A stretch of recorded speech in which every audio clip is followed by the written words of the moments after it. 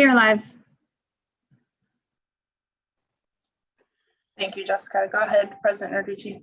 Thank you. Good morning, everybody. It's 10 o'clock on the dot, and we welcome everybody to the Arizona State Board of Education June regular meeting. At this time, I'd like to turn the time over for a roll call. Thank you, President Narducci. Member Baker. Present.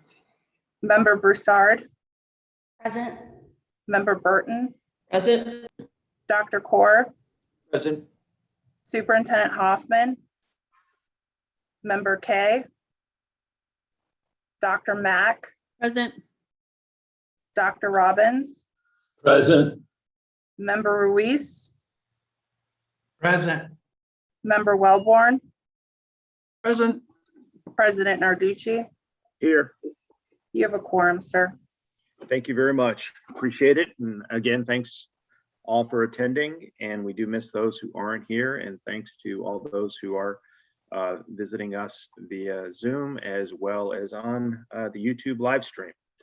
At this time, we have our President's Report, which is short, but since we do have Dr. Mack here, I'd like to take a moment and celebrate our board member, Dr. Mack, for receiving the IST and Make It Happen Award for her work in the ED Tech policy, both in Arizona and nationally.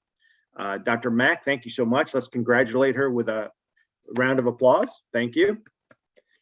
Appreciate that. Dr. Mack, do you have any words to say with respect to that at all? No, except it was a complete surprise and just honored and humbled to continue this work to bridge that equity. That's my passion, and really look forward to continue to close that digital divide. Awesome. We appreciate you. Thank you so much for your work. You're an excellent example. Next, we'll move on to the superintendent's report. And since she's not here today, and I assume no one is going to read that in for her, is that correct, Alicia? That is correct, President Narducci. We have attached it into Assembly so individuals and board members can read that report. Thank you very much. And Alicia, do you have a report? President Narducci, I do not have a report at this time. Thank you. Okay, thank you. We'll move on to item number 2, which is call to the public. And this is the time for the public to comment on items not on today's agenda or on the consent portion of the agenda. Speakers are limited to 3 minutes. Director Williams, do we have any speakers? Yes, President Narducci, we do have 4 individuals registered to speak for call to the public number 2. Prior to that, I do want to note for the record that the board received 4 Esa Parent Comments. We received a written comment for item 3N from Jason Moore. We received a written comment for item 3N for Superintendent Wright from Blue Ridge. We received a written comment from Carrie Lopez regarding item 3N. We received a written comment from County School Superintendent Gerlich. That's for item 3N as well.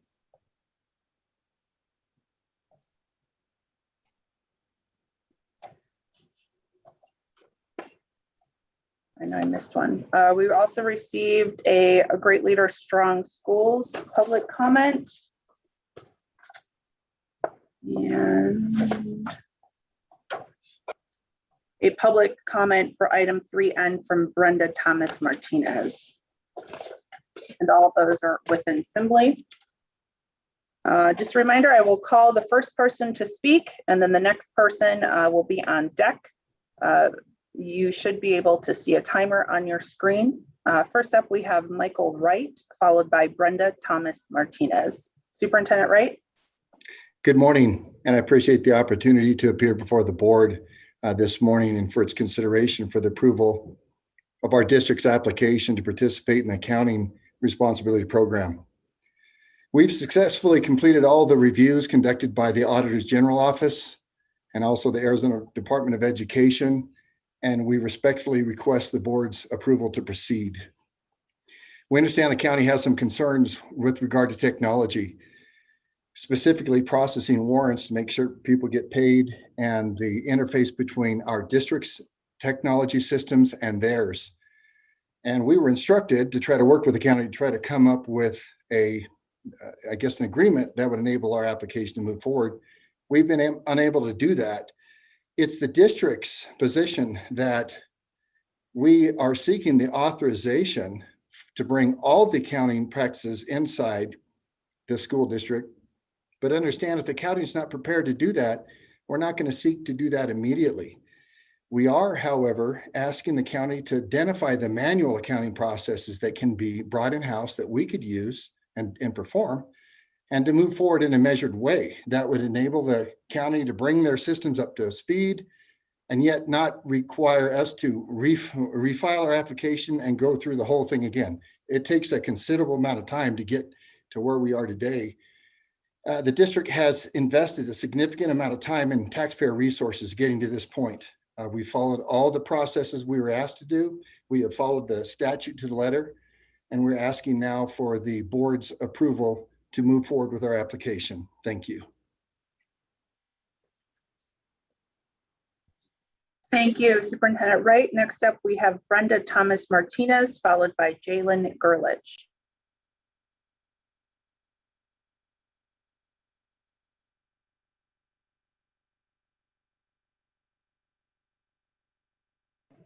Jessica, do we have Brenda Thomas Martinez on the line?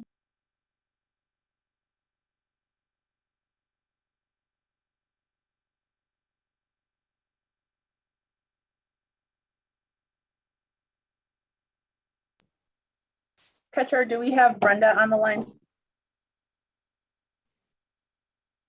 Hold one for me.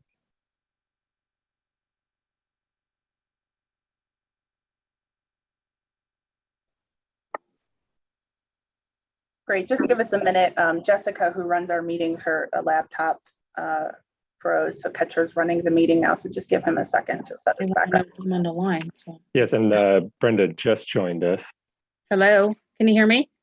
Yes, just give us one moment, Brenda. We just have to do something very quickly.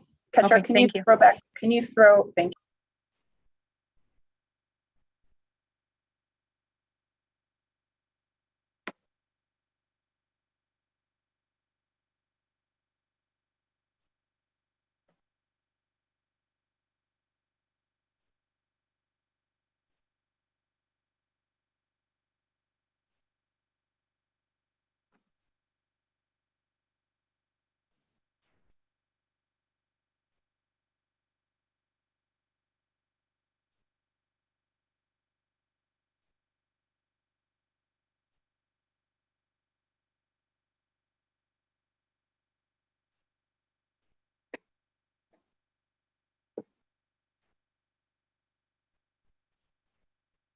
Hold on.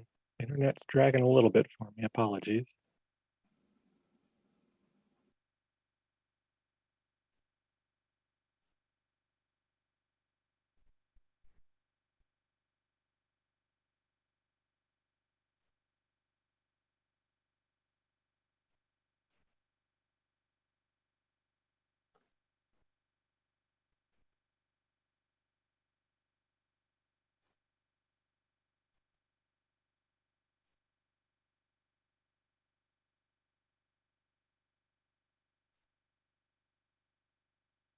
Okay, Brenda, why don't we just go ahead with your comment, and I will keep track of the 3 minutes on my phone. Is that okay for you, Brenda?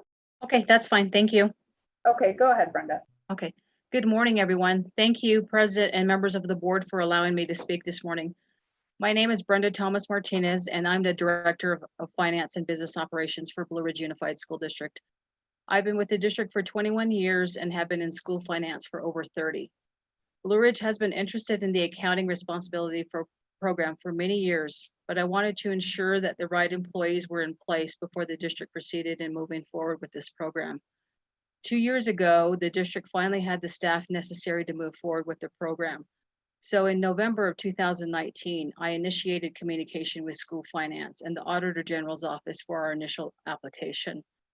Through the review of our financial audit, the district has shown its ability to operate effectively and efficiently. And also the state statute allows us the ability to operate independently. Concerns were brought to light from the Navajo County Treasurer's Office, and we've taken that into consideration. We understand that due to the limitations of their software, we will not be able to process accounts payable and payroll warrants. However, we can implement manual processes that don't have a direct impact to their software, such as processing voids, posting of journal entries, and posting of revenues. Therefore, the district requests that our application be approved today so we can implement those manual processes while we wait for their new software to be implemented. Once their software is implemented, we will work to ensure that their system is compatible with ours, and we can begin processing our accounts payable and payroll warrants and other banking pieces that are related to their software. So thank you for your consideration and approving our application today. Thank you, Brenda. Next up, we have Jalen Gerlich, followed by Carrie Lopez. Superintendent Gerlich.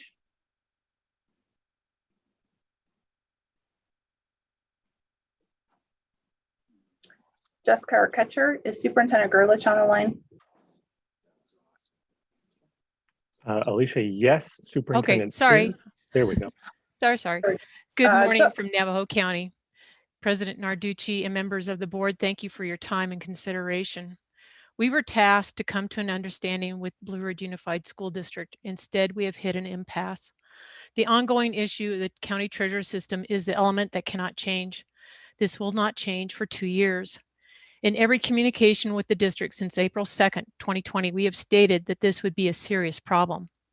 The steps the district used in creating and sharing the plan demonstrates how flaws found their way into the plan before you. I greeted you from Navajo County, not to be frivolous. This is a critical component to the defects in the plan. The plan is derived from a district located in Maricopa County. While there's nothing wrong in using other documents or asking others for guidance, it was clearly not geared for Navajo County. There was no input from Navajo County to ensure its success. The assumption that Navajo County and Maricopa County have the same systems is a critical error. The district has emphasized that they've been working on this plan for 2 years. However, the district in fact made no contact with Navajo County about its intention until March 30th, 2020. On that date, the district superintendent called to inform me that the district was applying for fiscal year 21. I then informed him that the March 1 deadline set forth in ARS 15 had not been met. On the following day, the application was withdrawn and a new notification was sent for FY 22. I advised that the county software could be an issue to follow up with the treasurer. They acknowledged this issue and hoped the software would be resolved in a year. On April 2nd, 2020, I sent an email to the district with a memo from the county treasurer indicating that the communication would be critical and the software issues were serious. For 9 months, there's been 2 meetings with the district to discuss the treasurer concerns. The first meeting was on January 14th. The second meeting was held on May 6th. Then the district fully acknowledged that the county treasurer issues would limit the district's ability to implement the submitted plan, the same plan the county had not reviewed until it was part of the May 24 state board materials. If the plan is approved, there's been a suggestion that the district take over some roles currently held by my office to provide transition. My office currently provides monthly reconciliation reports on paper and fulfilling our duties. As long as my office draws warrants, my office would continue to hold the liability. The system coming in is new. This financial platform is a product from a different company than what is used in Maricopa County. Navajo County is not trying to be uncooperative. We just don't know how this will all work. We ask that you deny the district's application. The plan will not ensure success for the district at this time. Thank you for your consideration. Thank you, Superintendent Gerlich. Next up, we have Carrie Lopez. Carrie, are you on the call? I am. Can you hear me? Yes, we can. Go ahead, please. Thank you, President and members of the board, for allowing me to speak today. My name is Carrie Lopez, and I am the treasurer of Navajo County. I come before you to voice my concerns regarding consent agenda item N, approval of Blue Ridge Unified School District participation in accounting responsibility program. The major concerns stem from the plan of accounting responsibility that is being presented before the board for approval of Blue Ridge's application, lack of communication, and the county not having the capacity to interface due to the age of the treasurer system. Due to the lack of time, I will summarize the concerns that I have, but please refer to my written comment that I submitted last week for the fine details. Blue Ridge never extended an invitation to my office or to participate in the development of the plan that has been presented for your approval today. After receiving official notice in September of 2020, I reached out to Blue Ridge a couple of times to set up a meeting to discuss my concerns. I didn't receive a response until my second request, and a meeting was set up for the beginning of January. Lack of communication for Blue Ridge further caused significant delay in allowing my office to the opportunity to review the plan. The first time I had the access to the plan was on May 19, 2021, when it was attached to the May board agenda for application approval. In reviewing the plan, the lack of communication is glaringly obvious, as our system and our procedures cannot fulfill the obligations created by the plan. Particularly, the Treasurer's Office is unable to comply with the following procedures outlined in the plan due to either a conflict with existing audited procedures or lack of capacity within the existing treasurer's system. Revenue deposit, revenue receipting, warrant processing, stopping and voiding warrants. The Treasurer's Office has a set banking procedures that have been established and recognized by the Auditor General's Office as being acceptable. The procedures in the plan that I have highlighted here, as well as others that are a lesser concern, need to be revisited, discussed, and planned and outlined with the established and approved procedures of the Treasurer's Office. This could be a potential audit finding without solid coordination with the district. Blue Ridge is aware of my concerns as I sent a memo out on April 30th, 2021 that restated those concerns. The memo was necessary as no one from Blue Ridge responded. I have also been transparent about the fragile state of the Treasurer system, the progress towards purchasing and converting to a new supported system. The Blue Ridge's ability to reconcile fully without the assistance of the County Superintendent's Office is unable to do that at this time without the interface. My concerns over the requirements and procedures laid out in Blue Ridge's plan are significant. Some will take considerable time to resolve. Approval of the plan places an obligation on my office to enact procedures that don't align with the Treasurer's procedures, and the county not having the capacity to interface due to the age of the current system. I am therefore asking you to deny the application and allow the county time to implement its new system. Thank you. Thank you, Carrie. That concludes the request to speak. President Narducci. Thank you very much, and thank you to all the speakers. I very much appreciate the information. With that, we'll move on to agenda item number 3, which is our consent agenda. And with this consent agenda, I'd like to pull items 3N and 3O, and all other items we'll take in a single motion, unless I hear anybody else wishes to remove any other items from the consent agenda at this time. Hearing none, do I have a motion to approve items 3A through 3M and item 3P? So moved. Member Broussard. I have a motion by Member Broussard, and do I have a second? Yeah, Member Burton. I have a second by Member Burton. Thank you both. Any further discussion? Thank you. All in favor, please have the video and your mute button, video on, mute buttons off. All in favor, say aye. Aye. Aye. Aye. Thank you. Any opposed? Okay, the ayes have it. And now we'll move on to item 3N, where we have heard some significant public comment. I'd like to open it up for some discussion by members and then consideration of motion. Any members wish to identify any issues or discussion items for the board? This is Member Broussard. Thank you, Member Broussard. Please go. President Narducci. So I do have some concerns that Blue Ridge going directly through to the Treasurer's Office. They don't have, the Treasurer's Office, the county does not have the capabilities to support that right now. And I'm happy to see that the county has taken steps and I'm sure they were working on doing that before, as far as getting some new updated software that can support the district in that request in the future.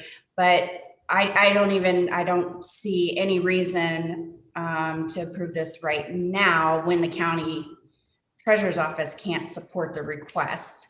And I personally think that the county superintendent's office can take on that liability of maintaining the fiscal services until the county and the district are able to work, the treasurer's office and the district are able to work together to accomplish that. Hopefully in the near future, once the new software gets in and they're able to implement that. Thank you, Member Broussard. Any other comments? Member Wellborn. Please, Member Melton, please proceed. Thank you, President Narducci. I'd be concerned about approving this when there is not only a disagreement, but there's apparent discord between the county and the district in trying to on this application. And I would like to suggest that that they work together and come back with an agreed upon plan. I understand that the county's software is not going to be updated for something like 2 years, so it's not in the near term. But perhaps there can be a workaround that can be agreed upon between the two parties so that the district doesn't have to wait for 2 years. And I would suggest that perhaps they bring in a third party who's not vested in either perspective from the county or from the district that can help them negotiate some kind of a compromise so that they can work together. I just don't think it's healthy to approve an application at this point when there's so much disagreement between the two parties. And it's a recipe for problems and finger pointing down the road. So at this point, I would not approve this application. Thank you, Member Welborn. Any other comments? Yes. Member Baker.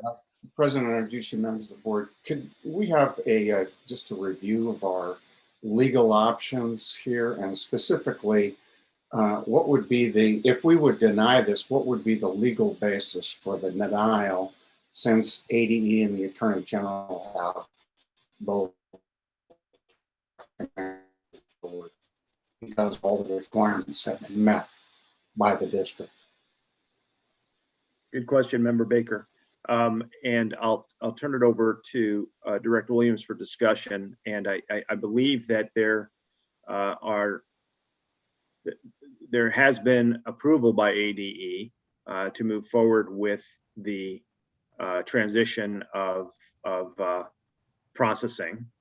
And now we are just in the position of approving the transition and making sure that I guess the I's have been dotted and the T's are crossed, and we feel that the transition can happen effectively without negative impact to the parties involved. Alicia, do you want to further expand to see if I'm right or wrong?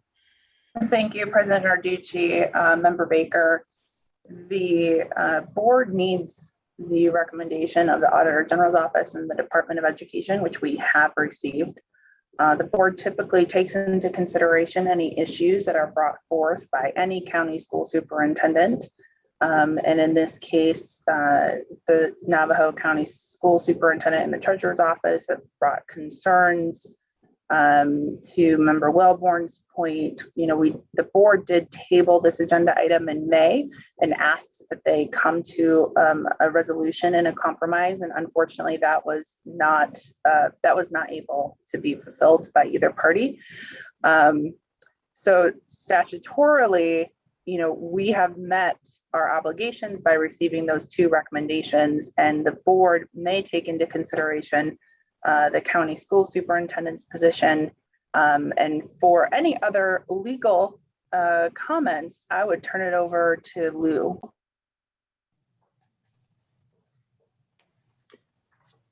I think that's summed up well. And if there are additional questions, that's fine.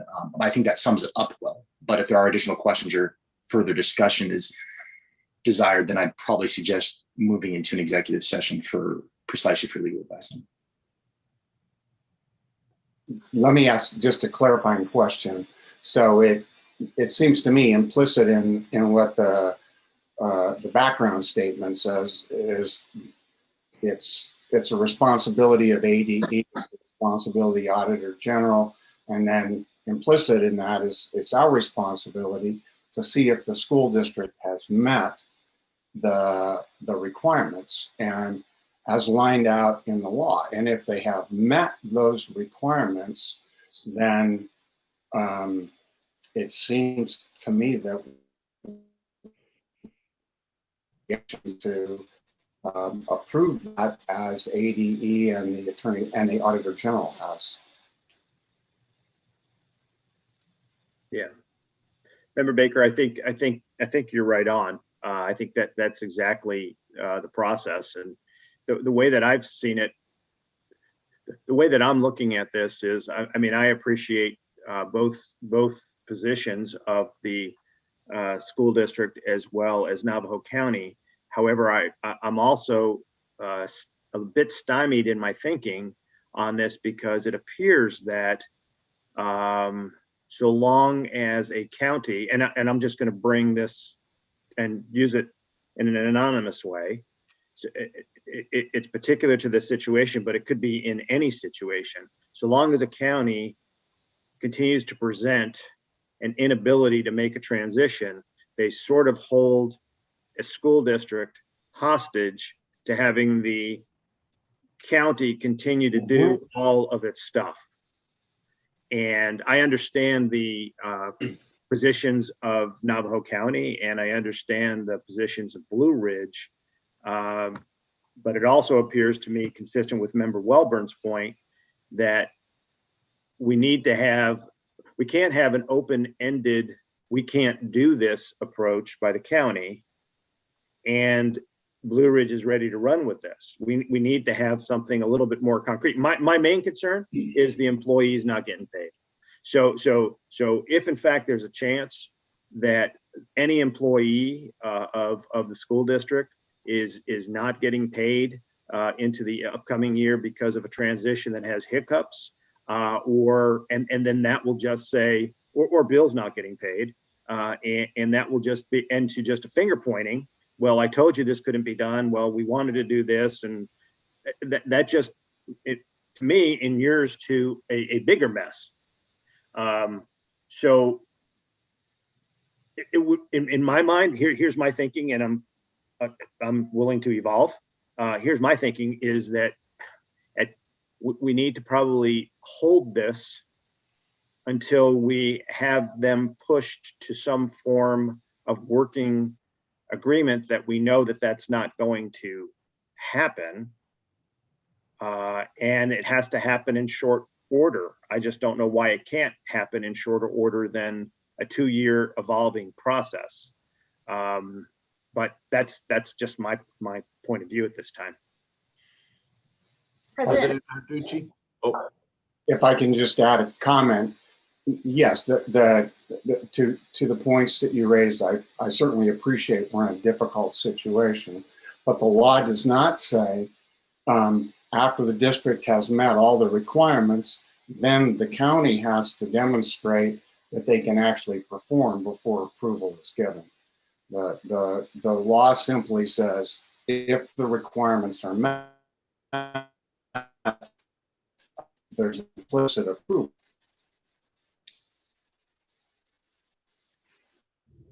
Thank you, Member Baker. Member Broussard. Thank you, President Narducci. I do want to inform the board that I know that there has been precedents before of a district or two being denied this after they've received the AG's approval. And that was actually in Pinal County prior to me being on the board. And it was because the district, there were concerns about the finances within the district. They had laid out a plan to correct those issues, but had not had time to implement and show that they were going to implement those changes. My other just comment, actually, is probably a question, is if we were to grant this today and the county cannot take care of it because of the software issue, which I believe they have a plan to purchase. And I think that might be why there's a 2-year gap there for the county to be able to provide these services. But then once this is passed, if this is passed, I believe statutorily it takes the county superintendent's office out of the equation as fiscal management. And then if they have no ability to go through the county treasurer's office, then where does that leave the district?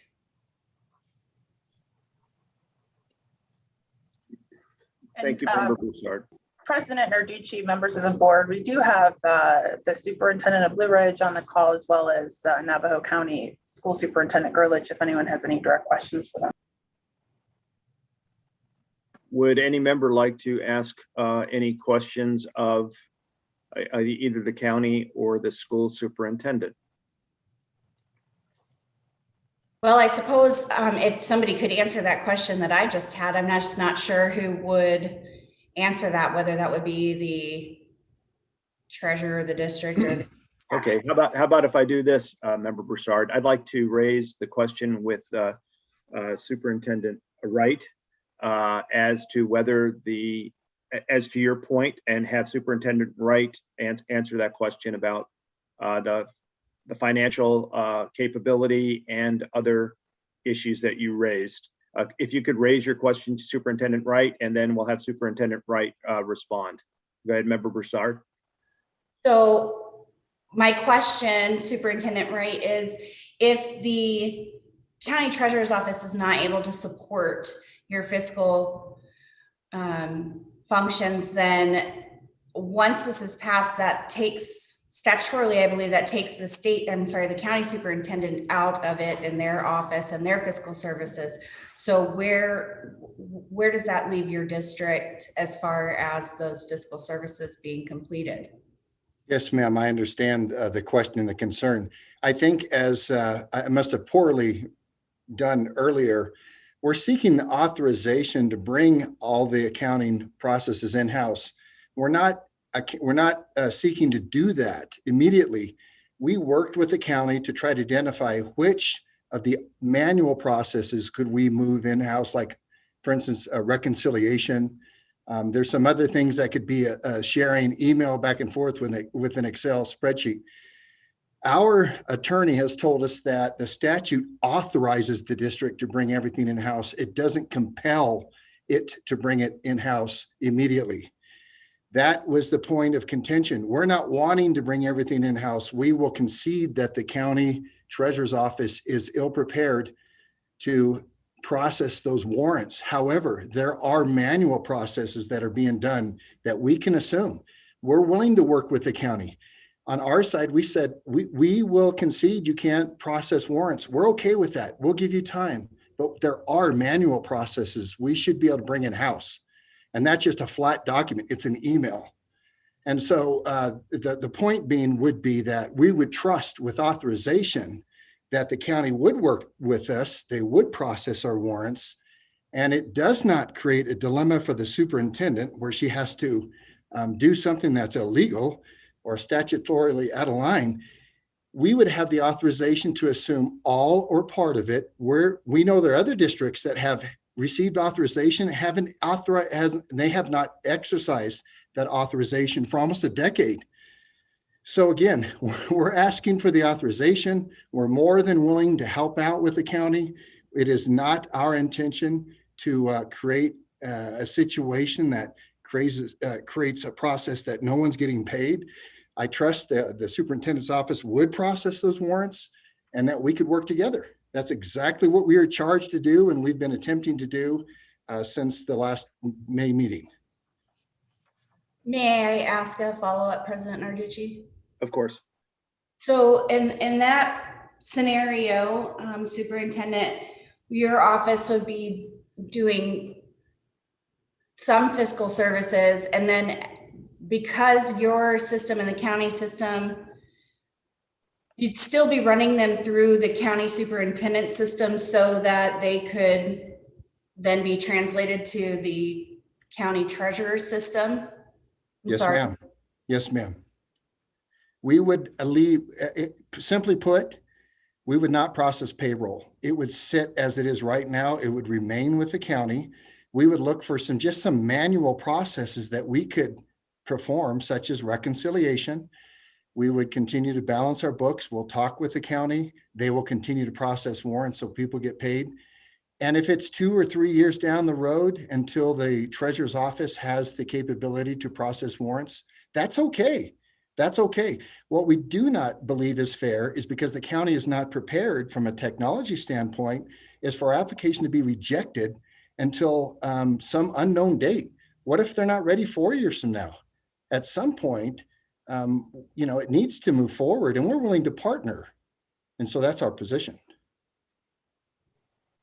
President Narducci? Thank you. Yes, Dr. Corr. Just a couple of quick thoughts. IT transitions, any kind of accounting transition or IT transition, any kind of transition, under the best of circumstances, are difficult.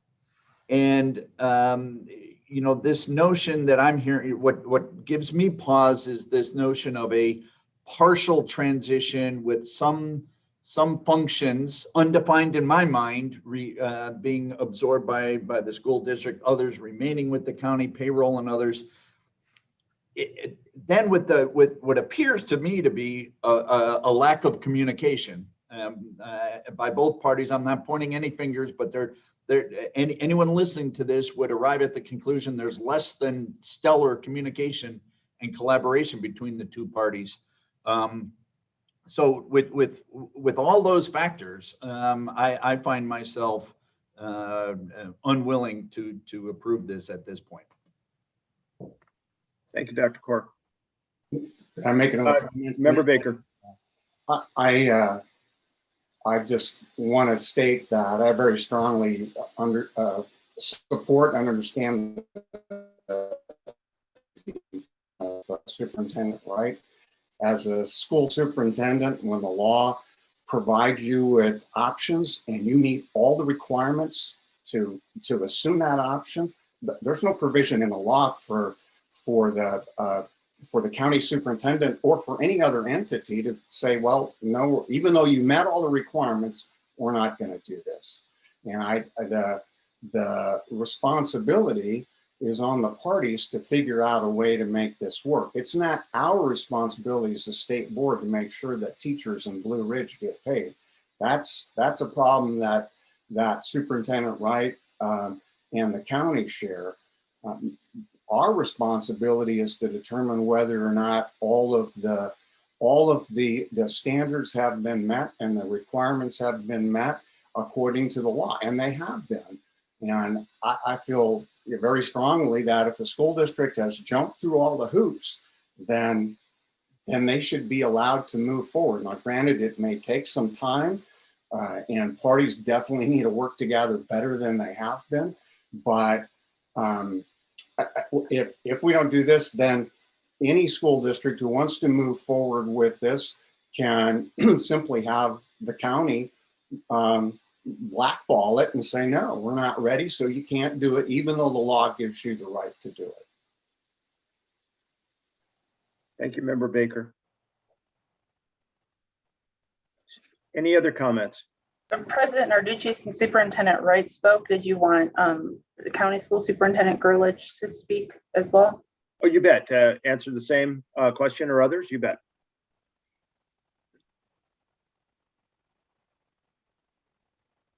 Superintendent Gerlich.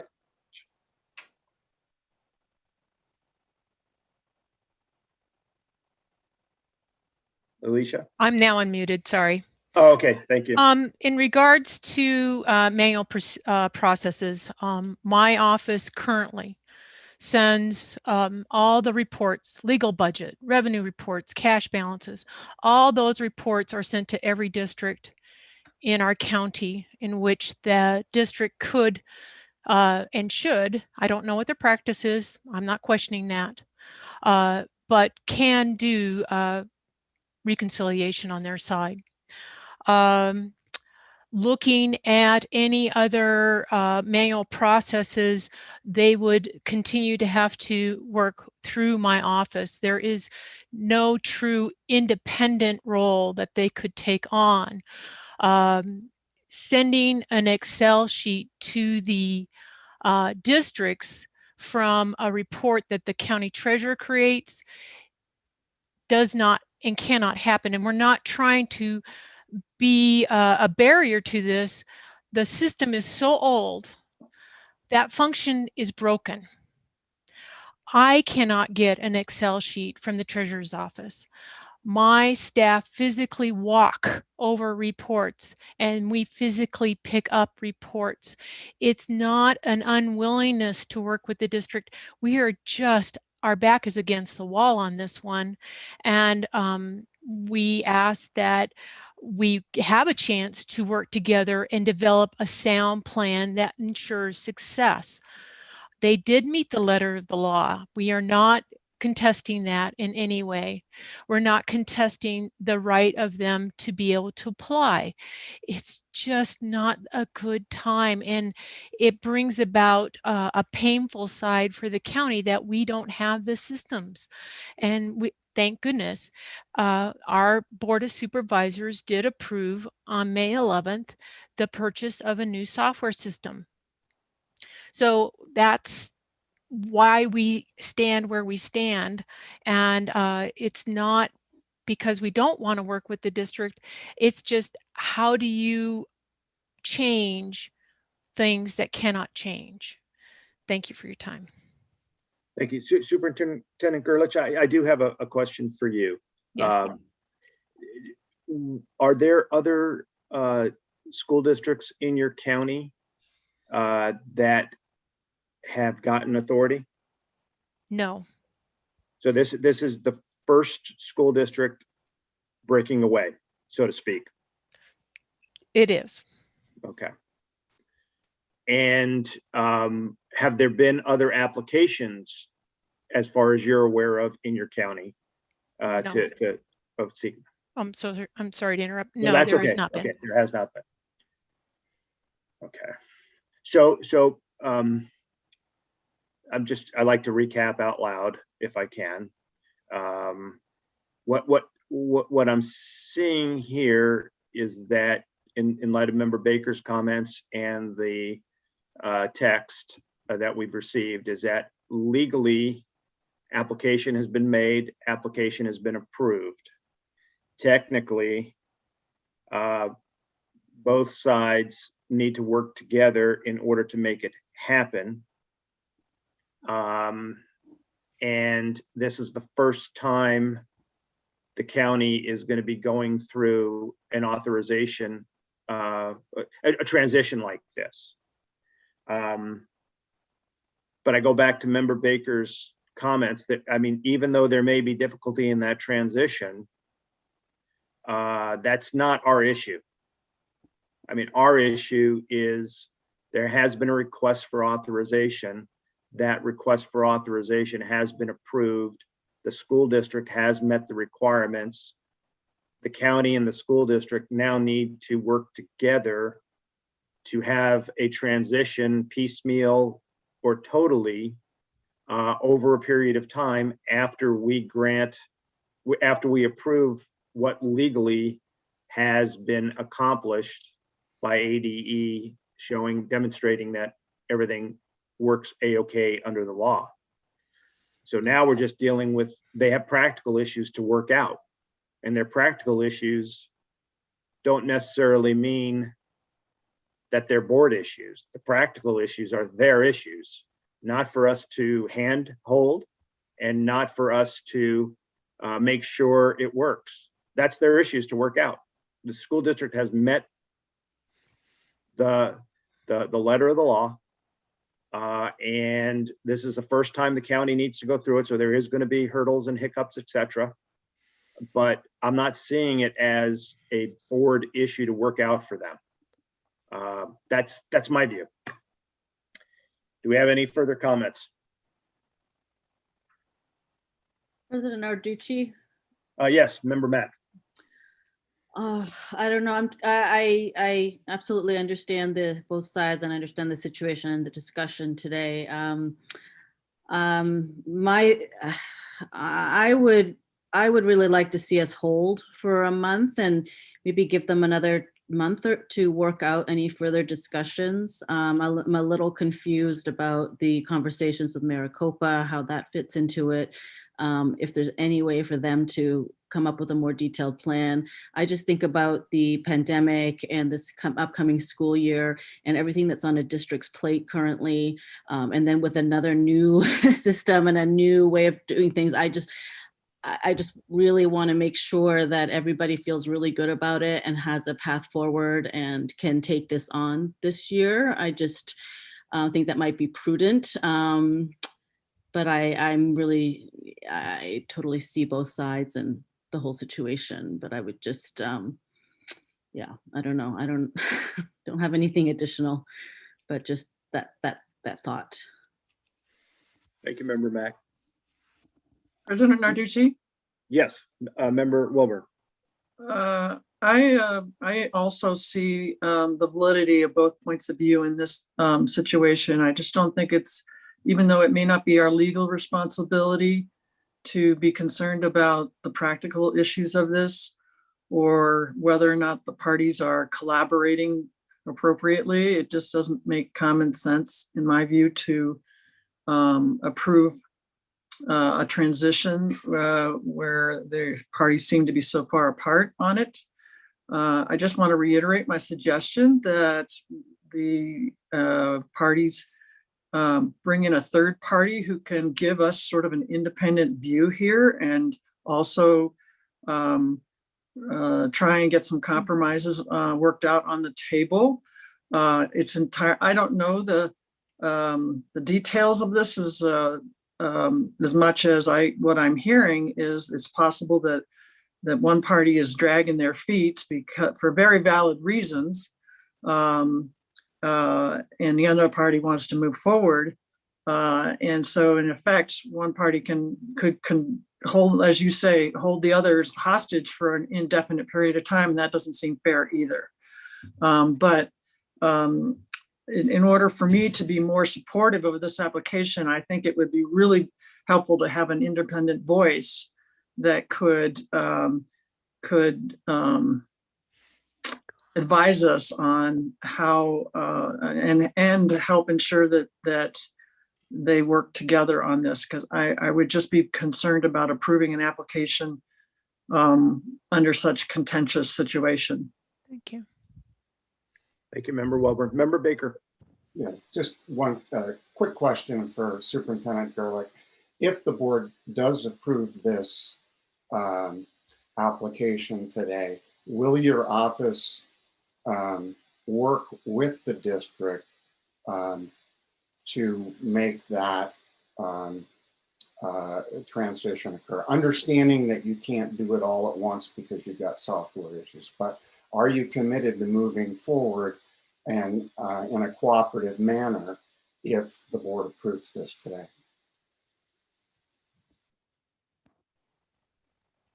Am I on? Can you hear me? Yes, go ahead, Superintendent. Okay, sorry. Yes, my office will provide warrants. Absolutely, I would process warrants to continue. We're running into a bit of I'm sorry to hear that it comes out as stonewalling. That's not an accurate term. And we had tried to reach out to the district multiple times. We just saw the plan. How can you create a transition plan when you barely saw it? But we would try to work on that. Part of the treasurer's concern has to do with some audit issues that can happen on her side with the current plan before you. If we had had an opportunity to review the plan prior, we could have eliminated those points out of there if we would have been worked with prior to submitting to ADE and the Auditor General's office. They don't know her systems. that's perfectly understandable that they would grant approval, because on paper, that's how it looks. And I'm sorry if I muddied the waters with the Maricopa County reference, but there was multiple references to Maricopa County systems. And why does Navajo County systems, how are they different? How does that work? Well, they're just different. We're in different counties. And there's a lot of reference within the plan on how it is done in Maricopa County. If you look at the plan in detail like we have, a very simple, detailed, not important detail that's there is upload your information to the website. We don't have that. We don't have that at all. So there's some holes there, some flaws that would need to be fixed. So that's our concern in the adoption of the current plan, to make sure that those audit pieces are fixed. We don't anticipate, do not think that anyone knows how the treasurer works with the Auditor General's office and her procedures and what she needs to do. The voiding of warrants that's in the current plan. Well, the district could void a warrant on their side, but they have no responsibility to tell the county treasurer. That's an audit finding on her side. She needs to know when those warrants are voided. So it's, we want to work with them. We've been reaching out, trying to do that, and it's been difficult. I hope I answered your question, and if not, please let me know. Thank you. Thank you, Superintendent. Do we have any other questions from members? I have a question for Superintendent Gerlich. Member Burton. So you said you just saw the plan, and that more time maybe would help, you come to an agreement, but would it? I mean, if we asked for, held this until the next board meeting, asking you to come up with a detailed plan, so that would give you time to see it and to work, do you think that we could make this work? I don't know. In my discussion with the county treasurer, since she's the one that would be implementing the plan, it is based on her review that there are certain elements in the current plan that have some audit concerns. I would take those concerns very serious as a district.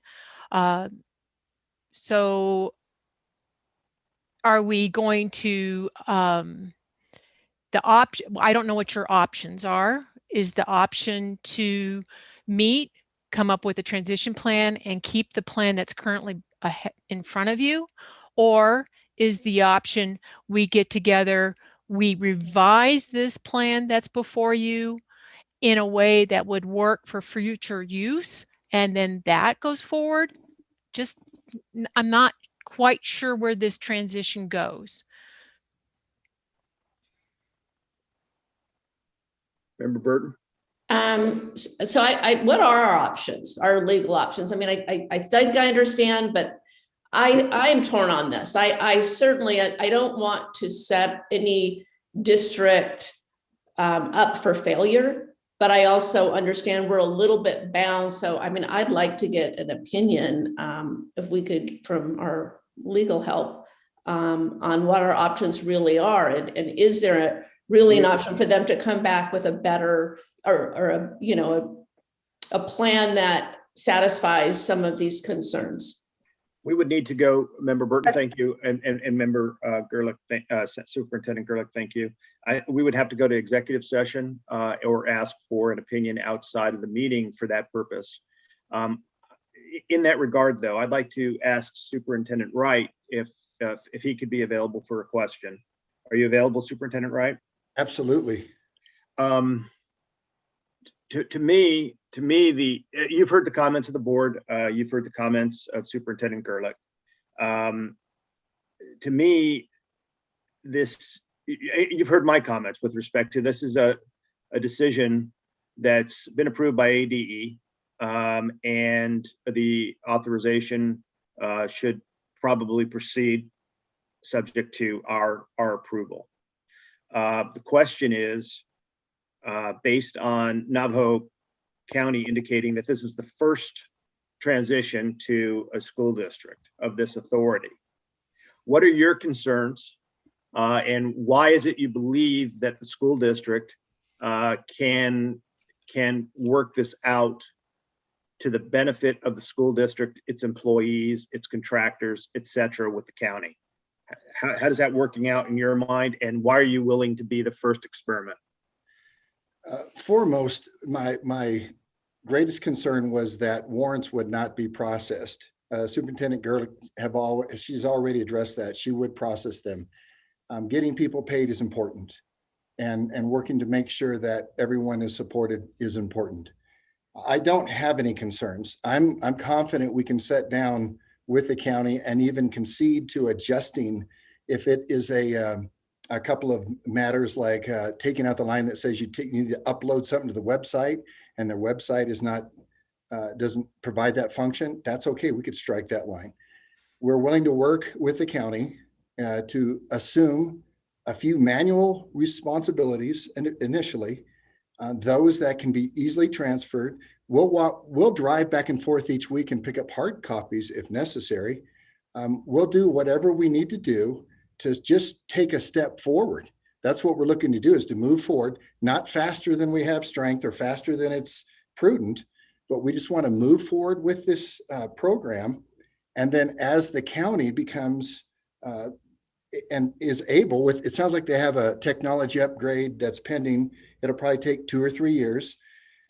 If it takes 2 or 3 years to be able to process warrants, that's okay. But it is unacceptable for us to say we're not in a position to do it, so you can't do any of it. And so what we've been up against is an all or nothing approach. We're more than willing to assume those processes that can be reasonably performed at the district level. I'm comfortable with that because I have perhaps the most experienced finance director in the state. And her staff is well trained. She knows what she's doing. And I believe that our office is prepared to assume, when the county's ready, the full responsibility. However, we're willing to concede that technology is getting in the way. And we're willing to work around that to make sure if we have to do it on the basis of hard copy and runners back and forth, we'll do what's needed. I don't have concerns that the county would be obstinate or throw their hands up and not work with us. That's not who they are. They're good people. They're working hard. The same can be said of my office. We're all just working hard. And we're willing to continue to work together to make this work and to move forward. Thank you, Superintendent Wright. I hear that from both sides, so that's a really good thing. Member Baker. President Narducci, I feel very, very strongly that we should approve this today, but I sense heartburn on the part of other members. So let me suggest a compromise. What if we approve it today, effective 1 year from today, to give time for some of these issues to be addressed? Go ahead, Alicia. President Narducci, Member Baker, I'm not sure the board has that authority to put a date on the motion. If this is what I believe to be the board's options. The board can table the item and direct the two entities again to work on an agreement and bring it forth at the August board meeting, or when an agreement has been reached. 2, the board can approve the application, or 3, the board can deny the application. Yeah, and with that, and hearing all the comments, and I appreciate everybody's comments today, and the heartburn, I think, is the right term, because people have concern over the parties being able to carry it out. But what I'm hearing is that the school district is ready to move forward. There's going to be issues that need to be worked out. That doesn't mean that an agreement can't be achieved and moved forward. And it doesn't mean that approval of the authorization should be withheld. But in light of the concern expressed by several board members today, Here's my thought. My thought is that if it went to vote today, I would approve it, because I do believe indeed that the superintendent and the district personnel are ready to move forward. I do believe that this is an experiment because it's the first one that Navajo County is going through, but it's an experiment that needs to happen. We need to push forward. We need to update systems. It is all a money issue, but it's going to be a growing experience with aches and pains as both go through this. But Navajo County is growing, it's changing, and these things are going to happen probably more often into the future. And if Blue Ridge is willing to be the experiment, bless you going forward with this, and I know it will work between the two parties. However, because of the concerns, I would like to see a motion that actually tables this until our August meeting, at which time, unless something changes, I would expect this to be approved, but I would like to see over the next 60 days, the parties come to a consensus that can be presented to the board that basically says, we've talked about this, and this is what we're putting into place. The fact that the county has just seen the proposal, whether it was 60 days ago or 90 days ago, take into account Member Mack's comments regarding COVID. All that has come into, I think, stymieing a little bit of the process here, as well as the actual systems. But I'd like to see a motion from somebody that actually tables this to our August meeting, at which time I would like to see approval. But let's just have the motion say, we'd like to table this matter to our August meeting for further consideration. Both parties have heard, this is not the motion, both parties have heard our concerns and considerations, and we just tabled it until then and then take a vote to move forward with approval at that time, because I do not think it's our obligation to get involved in the parties working this out after we've seen it all be accomplished. In the interim, if we do want a legal opinion from Lou that comes to the board in a written form, we could also ask Lou for that to come to the board to see if we have any additional obligations that we're not fulfilling. So with that, do I have a motion to table the approval of Blue Ridge Unified School District's participation in the Accounting Responsibility Program pursuant to ARS 15-914.01 to our August board meeting? President Narducci? Yes, Member Burton. Oh, I'm sorry, Member Welborn. That's okay. I so moved to table this item to the August board meeting. I would like to add to what you said, that it would be very helpful to understand from the Auditor General and ADE's point of view, how is it possible to get approval for such an application when there appears to be so many implementation issues being voiced. So it's not clear to me how a district can meet all the requirements for such a transition when there are a lot of outstanding issues. It's possible that this is entirely typical of such a transition, that other districts and counties have faced these kinds of challenges, and this is just the norm when something happens, or it's possible that this is a highly unusual situation. So I'm missing that kind of advice or explanation, and perhaps that could be included when we reconsider this item in August. I second. Yeah, I second. President Narducci, let's just clean up this motion a little bit, if you don't mind. I don't mind. All right. So what I've taken into consideration what Member Welborn has stated. So why don't how about the motion reads something like this: to table agenda item 3N to the August State Board meeting, direct parties to create an agreement, direct staff to work with the Auditor General's office and ADE's office, and direct the executive director to work with the Assistant Attorney General on the board's role. In my mind, that covers it. Patricia, does that cover your issue? I believe so. Okay, would that be your motion? So moved. Thank you. Second. Dr. Robbins? Second. Dr. Robbins is second. All in favor? Aye. Aye. Aye. Aye. Any opposed? The ayes have it. Thanks, everybody, for so much discussion. And as we move forward, and especially thank you to the school district as well as the county school superintendent's office. Thank you so much. We appreciate that and look forward to addressing this once again in August. Appreciate all the work that's gone into this. All right, we'll move on to the other item that was removed from the consent agenda, which was item 3.0. And this item was pulled as Member Welborn will be declaring a conflict and will not vote for this agenda item. Is that correct, Member Welborn?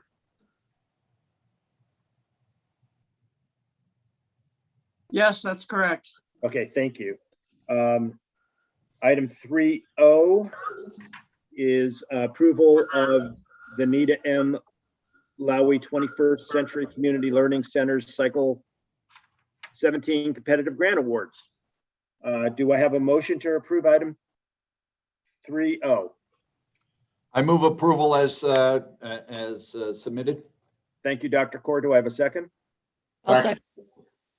Second was by Member Baker, I believe. Okay, all in favor, say aye. Aye. Aye. Aye. Any opposed? Hearing none, we move on and thank you. Now we'll move on to, let's see, what time is it? 11:07, we'll just keep on going if that's okay with everybody. Move on to item number 4, call to the public. This is the time for the public to comment on items on today's general session. Speakers will be limited to 3 minutes. Director Williams, do we have anybody? Thank you, President Arducci. Yes, we have 5 individuals registered to speak for call to the public number 4. However, before I call them for the record, I just want to put in the written comments that were posted on Assembly. So we have a comment in regard to item 5L. And that's from parent JS. We have a comment on item 5D from Jordan Lerner. A comment on 5C from Marta McVan. A comment 5C, Kathy Harold. And just for the record, I want to state that Lisa Fink did submit a public comment, and staff, we forgot to add it. We did add it this morning. It is in Assembly, and that is also for item 5C. First up to speak, we have Julie Batt, followed by Christine Sabarka. Julie? Hi, can you hear me? Yes, we can. Go ahead, please. I was trying to see how I could turn on my camera, but I guess I can't. Okay. My name is Julie Batt, and I have 2 special needs children in the ESA program. I also run a couple ESA support groups and have helped thousands of parents navigate ESA over the last 10 years. I appreciate the difficult task the board has had this past year, and I'm thankful to everyone here for partnering with us, listening to our concerns and asking hard questions in an effort to help ESA work better for our kids. It truly has improved by extraordinary amounts in less than a year, and I don't want these positives to get lost among the concerns I bring up today as you continue to work out the bugs. First, at the April meeting, I spoke about using private health insurance in conjunction with ESA funds for therapies. And there was discussion about getting communication from the AG's office about this, so I'm wondering an update. Sadly, a statutory change to allow the use of insurance with ESA was attached to a bill that failed to pass last week, so I'm here asking again how we can find a way to yes, as Vice President Kaur said in that meeting. Next, in the February meeting, I spoke about the arbitrary application deadlines ADE set. They've basically ignored the statute and rules which state that they will enroll and issue an approval letter to students within 45 days. In February, they had closed the current year applications a full 5 months before the end of the year. And May 1st, they decided to bump all new applicants to Q2, which is not funded until the end of October. Again, 5 months away. Mind you, they've posted these mid-year deadlines for 2 years, but have never enforced them until now. And they have the ability to fund an individual account at will and have been doing so for years. And I apologize for my exasperation, but I'm frustrated and saddened after talking to parent after parent who is desperate for help now or has to walk away. And I've told everyone to appeal because making a child suddenly wait 5 months after the year we've had and for no apparent logical reason is a tragedy. Keep in mind, they're not applying for ESA because it's the fun thing to do. They need something better for their children than what they're currently getting. I respectfully ask if these appeals are found in favor of the parent that the board ask ADE to remove the deadlines from their website and then review and contact every applicant that's applied since February 1st of their new eligibility and funding dates.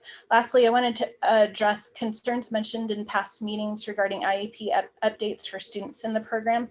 An ESA is aptly named an empowerment scholarship because it empowers parents to create, in a sense, their own IEP, as they and they alone are contractually obligated or responsible for providing their children's education now. ESA parents are very involved and in tune with their children's education by virtue because this program is very involved. With ESA funds, I personally have assembled my own IEP team of therapists and tutors, and together with myself, we now determine the goals and services my children need to succeed. I think it would actually be fiscally irresponsible to use additional tax dollars to have the local school evaluate my children, people they have either never met or haven't been to in 5 to 10 years, when I already have a team of professionals that regularly interact with them. I think this long policy in the ESA program is actually one of its major strengths because it empowers parents that left special ed departments and IEP teams that were not willing or not able to fulfill their children's needs. Thanks so much for the time to speak today. Thank you, Julie. Next up, we have Christine Sabarke, followed by John Fallon. And Christine, if you're on, I apologize. I definitely said your last name incorrectly. Oh, everybody does. Good morning, President Narducci and members of the board. My name is Christine Sabarcia, and I am an ESA parent. Thank you for hearing me today. To ESA parents, if you haven't heard, the ESA department is in the process of hiring a new executive director for the ESA program. As we sit here today, our program does not have a sitting executive director. And parents still do not have an official statement about this from the department. This is a huge communication issue on ADE's part. It is important that we have an executive director that is not only highly qualified, but also someone that is a friend of the program. To the board, if you didn't know before, I'm sure you have realized in the past year or so that ESA parents are some of the most educationally involved parents in the state of Arizona. Not only do we want to make sure that our kids are educated appropriately, we also want to make any and all processes easier for us as ESA parents and also for the State Board of Education and the Arizona Department of Education. Our parent involvement in the program doesn't stop at educating our children. It doesn't stop at the accounts that are trusted to our families. When I heard that there were over 50 applicants for the executive director position, I knew that ADE had a lot of work to do, and I am thankful for all their hard work. As of this morning, I have been informed by ADE's HR department that ADE has not filled the position. The position also has not been offered to anyone. However, they would not tell me if the final candidates have been chosen. It seems like the plan was to have the position filled by the first week of July, so we still have a couple days for that. The last time an ESA director was hired, there seems to have been only one applicant. So now with over 50 applicants, parents are watching closer than ever before. I have a very specific FOIA requests from 2019 and 2020 that have yet to be fulfilled by ADE. I am asking that ADE fulfill FOIA requests in a timely manner. I have a recent FOIA request in limbo, and although this is not a State Board of Education issue, we do have an ADE representative on the board, and I am asking that ADE fulfill my FOIA request dated June 7th, 2021, in regards to the ESA Executive Director position in a timely manner. I want to make sure that my FOIA requests do not continue to be swept under the rug like most of my past requests. With that said, I do want to say that I appreciate all of you and all of your hard work. Thank you so much. Thank you, Christine. Next up, we have John Fallon, followed by Nadine Brennan. John? Good afternoon, and thank you, President Narducci and members of the board. For the record, my name is John Fallon. I'm the Executive Director of System Partnerships of the College Board, and I am here today to speak regarding Agenda Item 5B related to the SAT and the Menu of Assessments program. I'd like to take the time to briefly highlight some of the comments from the letter we sent to the board on June 15th and make myself available to answer any additional questions you may have. We've been committed to being a part of the Menu of Assessments program since its beginning. Our team has provided direct support to more than 40 schools that chose to administer the SAT this year. And though we were not selected as a designated statewide assessment, we looked forward to serving as a locally selected option. Over the past year, the pandemic accelerated a process already underway at the College Board to invest in better tools to connect students to opportunity and reduce demands on students. The discontinuation of the essay was one of the first steps in larger evolution of the SAT. That decision was made with feedback and input from many state and national partners, and from our perspective, done with the best interests of students in mind. We are adapting and responding to the changing needs of students and colleges, given that only a handful of higher education institutions in the US and none in Arizona consider the essay for admissions. We are confident that the highly predictive and effective tasks on the SAT and reading, writing, and language tests would allow us to continue to adequately measure students' readiness. This change simply streamlines the process for students who have other more relevant opportunities to show they can write an essay as part of the work they're already doing on their path to college. In states where we have contracts that include the essay, only 2 use the essay score, part of their assessment performance levels reportable under ESSA, and others are making it optional or reconsidering use of the essay at all. All states that use the SAT, with or without the essay, have reached a substantially meets result in the federal peer review process. At this time, there's no evidence that the essay section is critical to a successful peer review process. Additionally, there's no existing concordance between the SAT and ACT essay tasks. That being said, of course, we respect this is a question of Arizona's standards and clearly a policy priority for the state to measure students' writing skills through a written essay task above and beyond the writing skills that are measured within the SAT. We respect the board's desire to fully execute on that priority. It was never an intention to create a problem for the state, and we truly regret that this has put the state in a difficult position. We'd really like to thank the department and the board staff for all their work and collaboration. Their feedback's helpful and will be an important consideration going forward. We thought it would be helpful to make sure we made these statements, and I'm certainly happy to take any questions today or in the future. Thank you, President Narducci and members. Thank you, John. Next up, we have Nadine Moreno, followed by Rebecca Cross.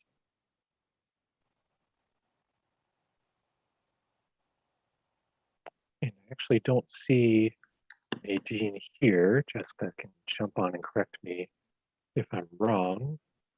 That means we can go over to Rebecca Cross, President Narducci, if that's all right. And if Nadine happens to jump on here and the rest of the call to the public, we can go to her. So Rebecca, go ahead. Hello, can you hear me? We can indeed, go ahead. Thank you so much for the chance to talk today. I want to start by thanking members for their help with the debit card that we have been requesting this year. Getting the ClassWell debit card will allow us to continue to educate our children in the same way we have been. However, I attended the class wallet debit card training earlier this week and realized that there seem to be several MCC that are missing, which will not allow us to use our debit card in the same way.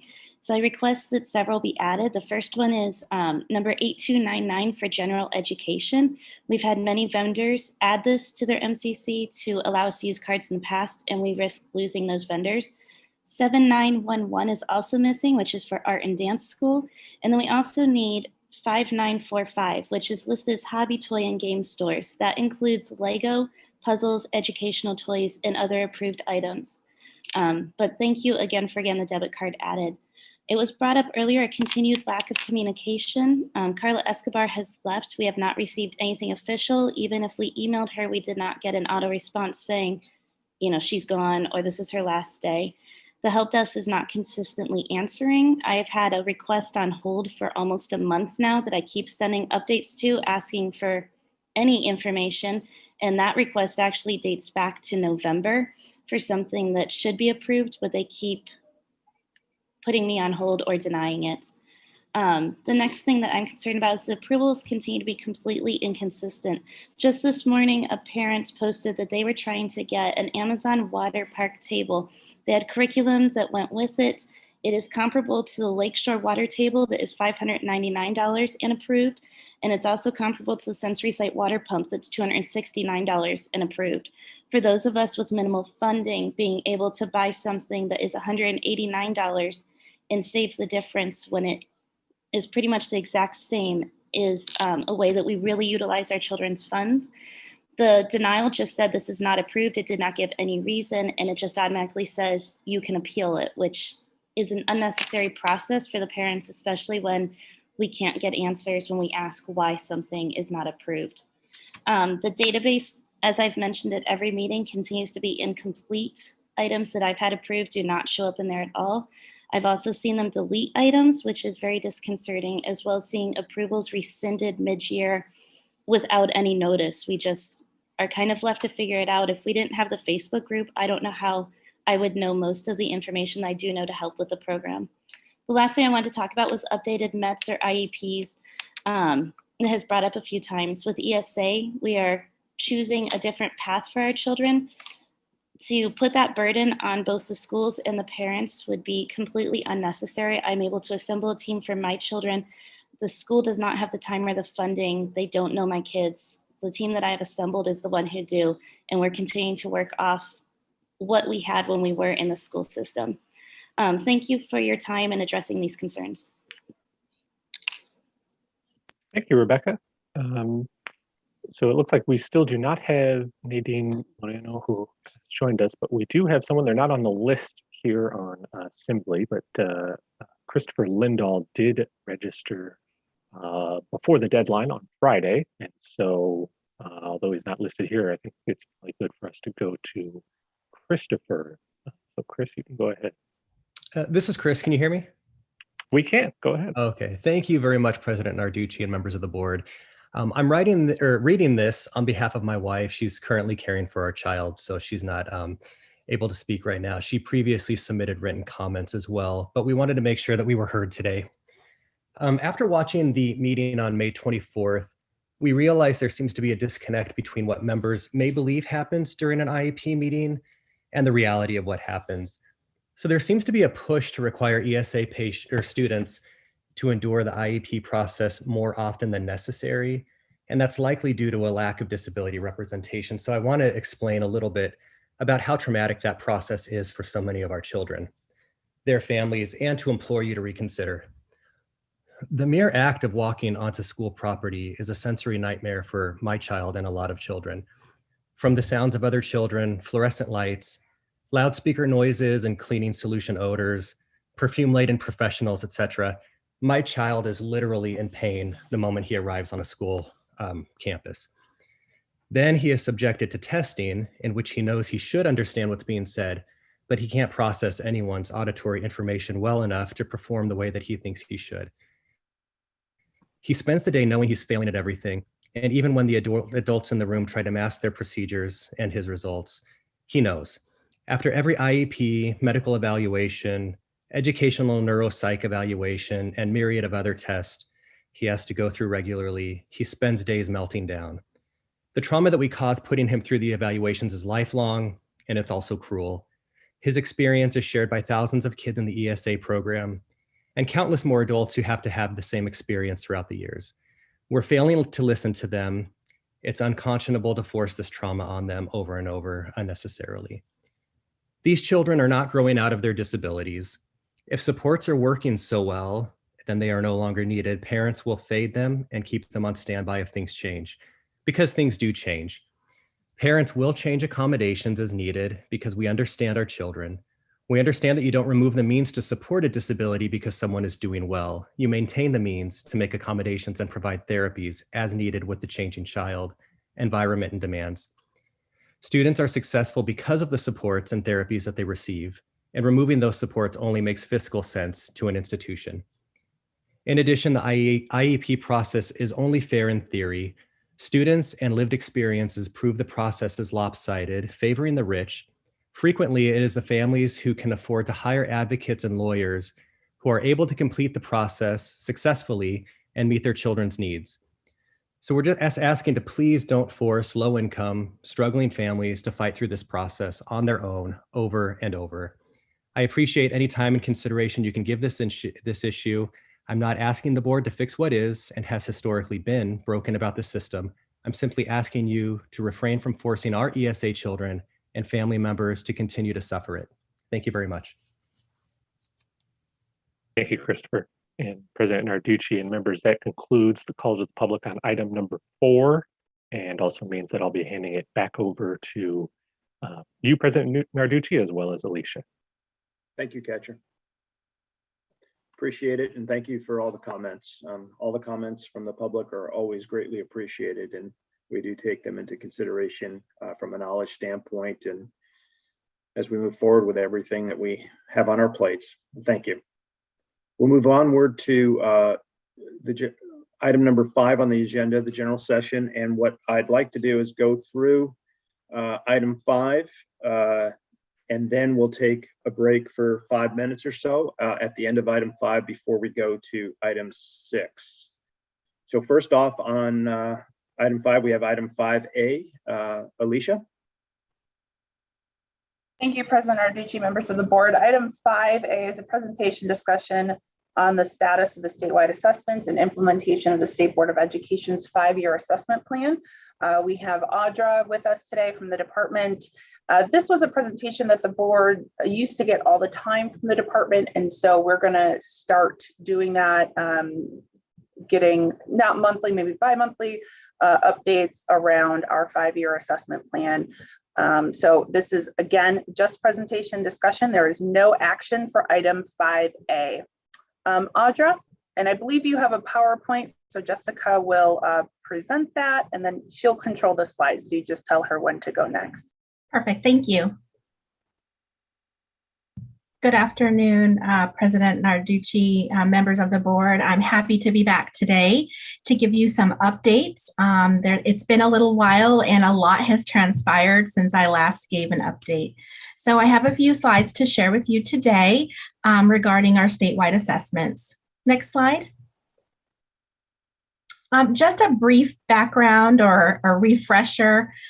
During this year, we were moving forward with administering our statewide assessments, and some of the things that we looked at doing to provide flexibility for test administration was that we removed embedded field test items to shorten our test.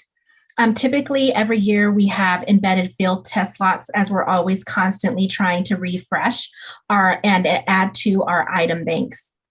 So we wanted to just stay focused on the requirements and the score, the items that would contribute to a student's score, and field test items are not part of that. So we removed the field test items. We extended our test administration windows to give additional time for schools to bring in students to test and or test the students that they had on campus. We postponed our standalone field test for Azella, which was scheduled to be implemented this year because we have new English language proficiency standards. Therefore, we need to develop new items that are aligned to those new standards, but that was postponed. and will take place in this upcoming 2021 school year. We requested and gained approval from USED to use the Arizona Science Field Test in lieu of the administration of Ames Science. So that helped us by removing the requirement to test both Ames, which was our current assessment, and the field test at the same time. So again, we worked on a lot of things this past year to make sure that we could give our schools the best opportunities and most flexibilities to assess their students on our statewide assessment and get an additional piece of data. In addition to that, the governor's executive order paused statewide accountability letter grades. And that executive order required ADE to conduct an analysis using the statewide assessment data. And then finally, we did receive a federal waiver, which paused the identification of schools for comprehensive improvement and targeted support and improvement. So just a little history or a background of kind of the big ticket things that went into play as we were moving forward to administer our assessments. Next slide. These are the assessments that we were able to administer this year. We administered Azella in grades K through 12. We administered our AZ-SCI field test in grades 5, 8, and 11. And just a reminder, there will be no district school results because we're just getting information on how the items performed. We were not using this assessment as an operational assessment. For AZM2, we assess grades 3 through 8 and grade 10. For MSAA, we assess grades 3 through 8 and grade 11. And then for the menu of assessments, we assessed both ACT and SAT at grade 11. Next slide. So these are the preliminary numbers that we get from our vendor, and each week I would send these to our superintendent and to Catcher at the state board. But just a little nice kind of summary of preliminary numbers. These numbers have not been put through the accountability team, which has business rules to identify students that should be counted toward participation. These are just exact numbers from our vendor systems.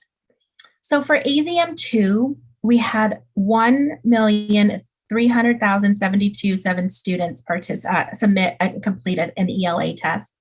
And for math, we had 909,998 for a total of 74%. Now, these are just our numbers of the online assessments. And so our vendor is, scoring and scanning in the paper assessments that were selected by LEA. So I suspect that this number will go up a little bit more. It's just at the time we don't have those numbers yet as all of that work is being done now. For AZ-SCI, for the field test, we had over 200,000 tests completed for a percentage of 78% of our students participated in this field test. Next slide. For Azella, we had over 80,000 tests completed, and our percentage of tests completed was 94.2%.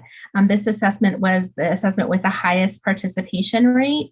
And this assessment is very different than our other statewide, as this assessment is used to determine if a student has an English language acquisition need, and then is very much aligned to the services that they receive as a student with as an English language learner.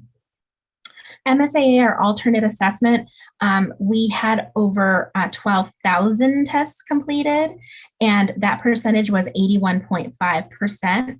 And included in that is the science field test that those students also participated in. That system is one system, so all of the tests were combined into that one system.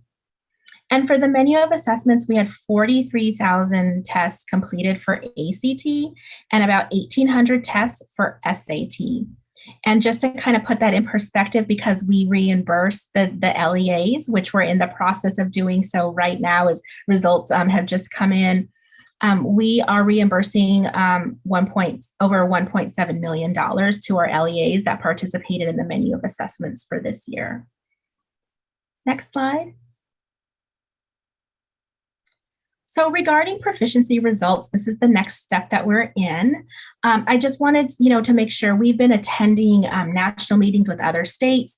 We were actually a part of CCSSO's meeting series that brought together states to talk about reporting. They brought in national experts to help us think through how states can report out this year, being, there are so many unknowns and differences this year compared to previous years of statewide assessments.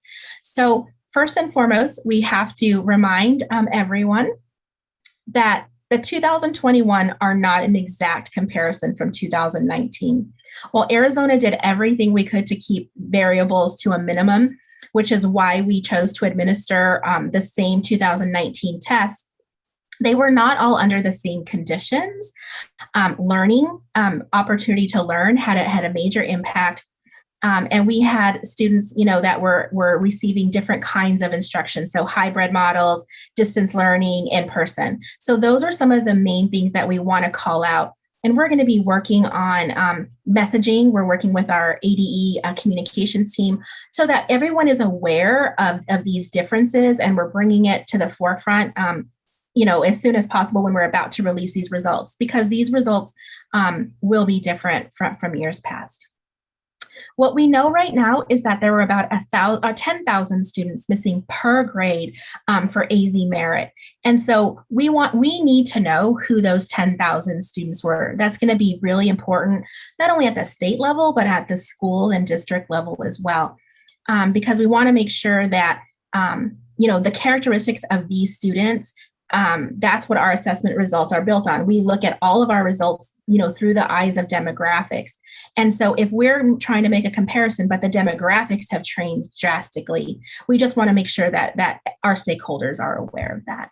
And that's some of the guidance that we received through our participation of those sessions with CCSSO and other states. Next slide. So in addition to administering our assessment, we had been hearing that it's important to get as much data as we can. I myself wanted to make sure that we were providing districts, additional context around the data that they were receiving, such as a change in demographics or representation. And so we decided to do an end of test survey.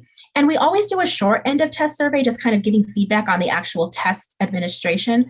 But this particular survey was very, very intentional. We asked questions about engagement, about their learning opportunities. And this survey went out to 2 different groups separately.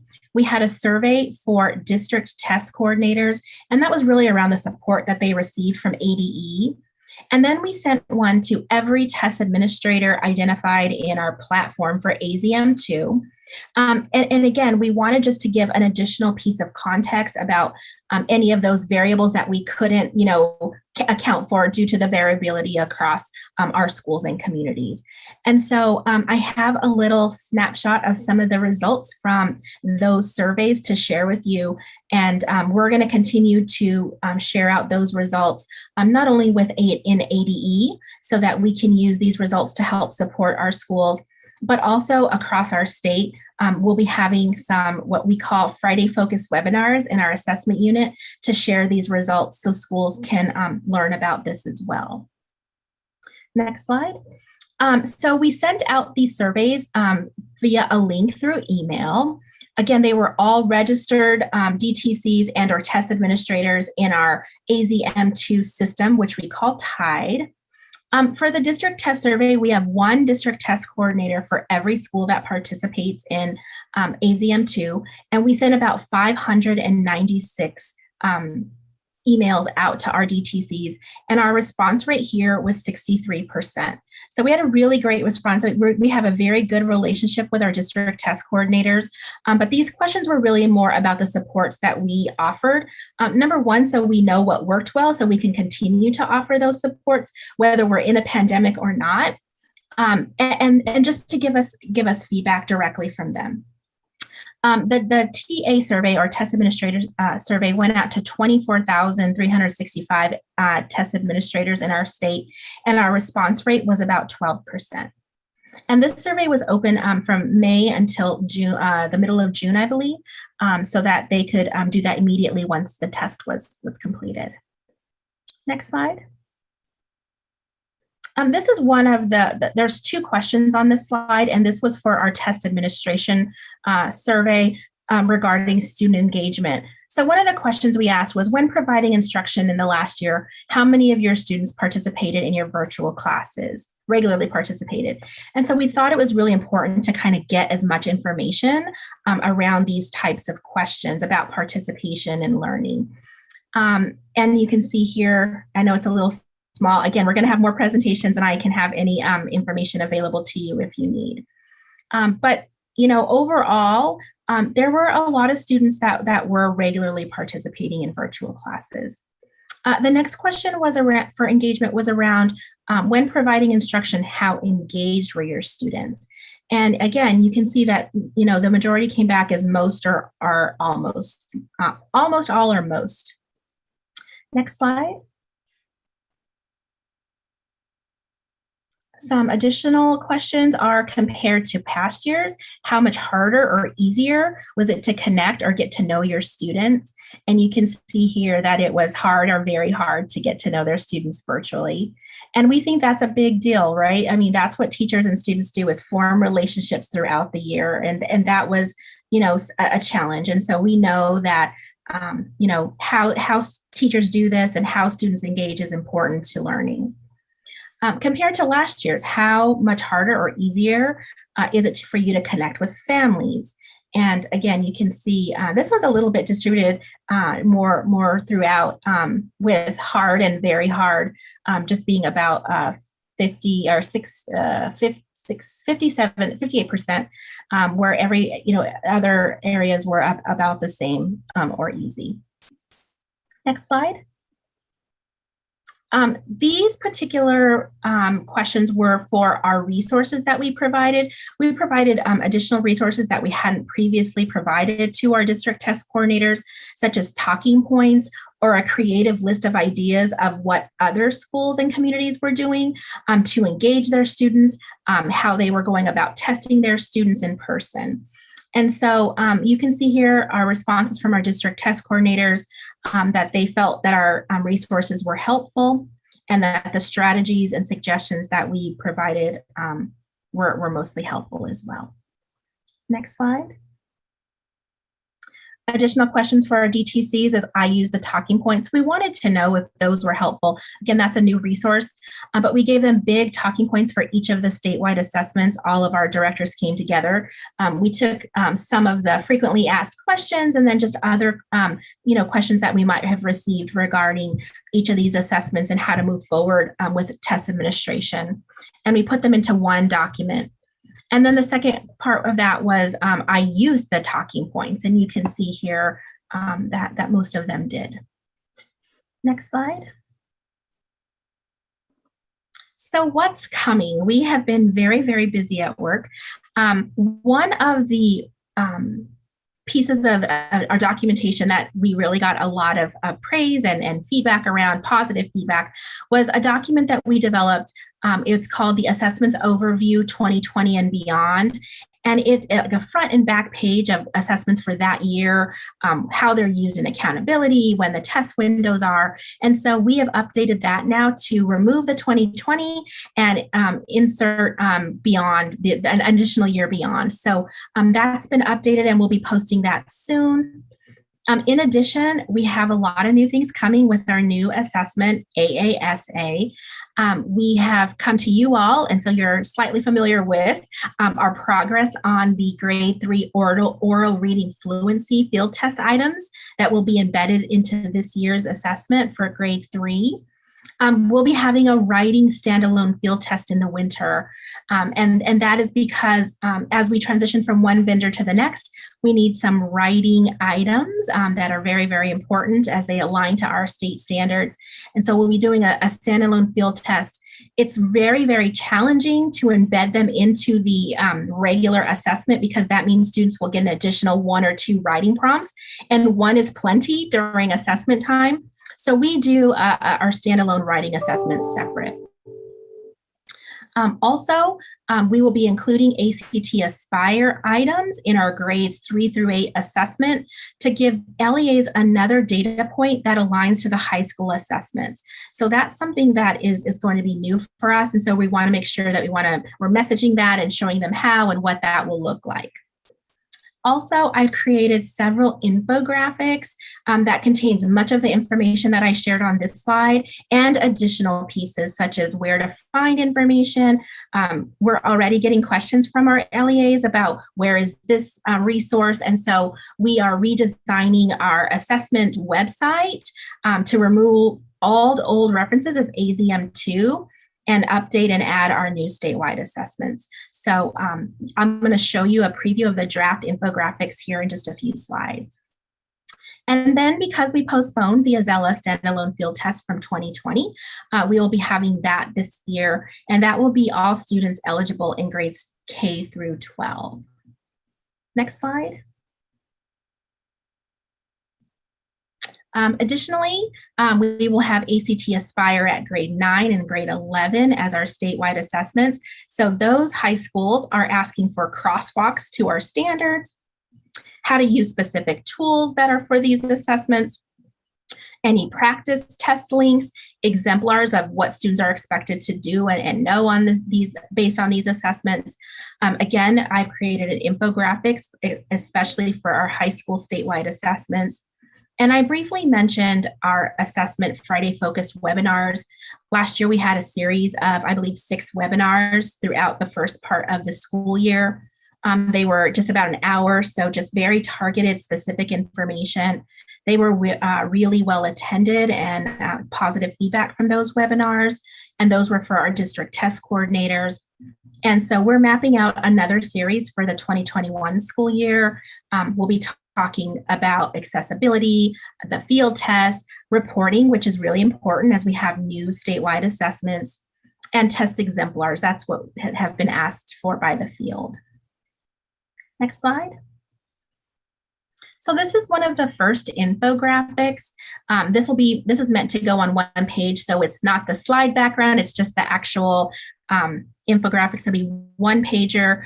This one is specifically just around statewide achievement. So that includes AASA, ACT, ACT Aspire, possibly the menu, and AZ-SCI. So these are in its draft forms now. They mostly just have test dates and some maybe unique things that the LEAs were asking about specifically to those assessments. It's my hope that we'll send this out early on. I would love to get these out as soon as possible, and then we'll continue to add to these. But they're just one-pagers meant to give districts quick information about the specific assessments. The next slide. From this one, I broke it down.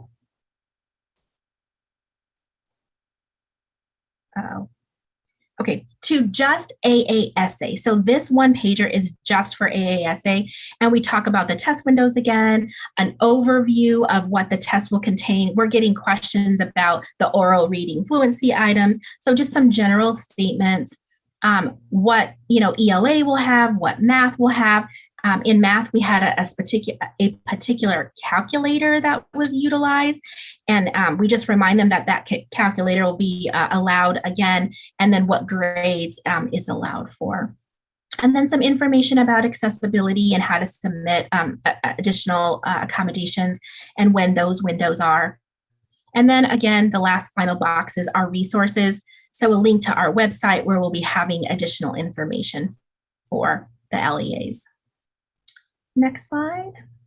And this one is for just our high school assessments. Again, we start off with the test windows and then just a few bullet points specific to ACT Aspire grade 9, who is eligible, where they can find more information. Then we have at the middle section for ACT grade 11. And then that last section is our menu of assessments when the portal opens and what they need to do for that. So I just wanted to give you a preview of those, and those are on hold until we get some definite information finalized. And next slide. That is all I have. I'd be happy to take any questions that you have for me today. Thank you, Audra. That was awesome. Sorry, Alicia, go ahead. President Narducci, members of the board, I will make sure that that PowerPoint is distributed to all of you this week. Appreciate that. And it was a fantastic and thorough presentation, Audra. Really appreciate all the hard work. Any questions from the board? Oh, yes. Armando. President Narducci, members, Audra, that was really good. The one stat that kind of jumped out at me was that only 12% of the test administrators responded.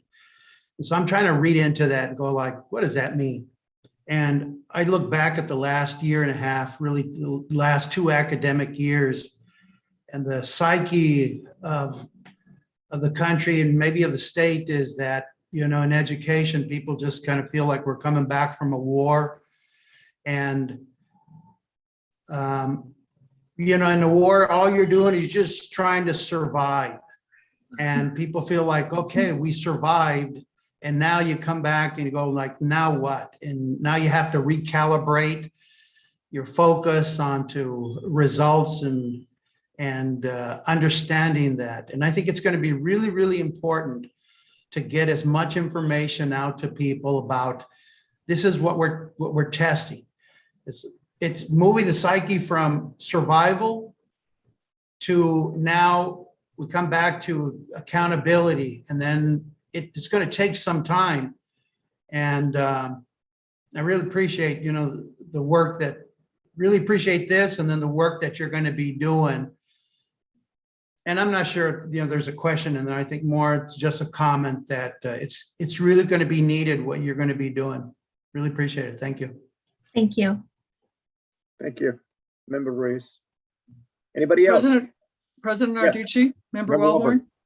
Thank you.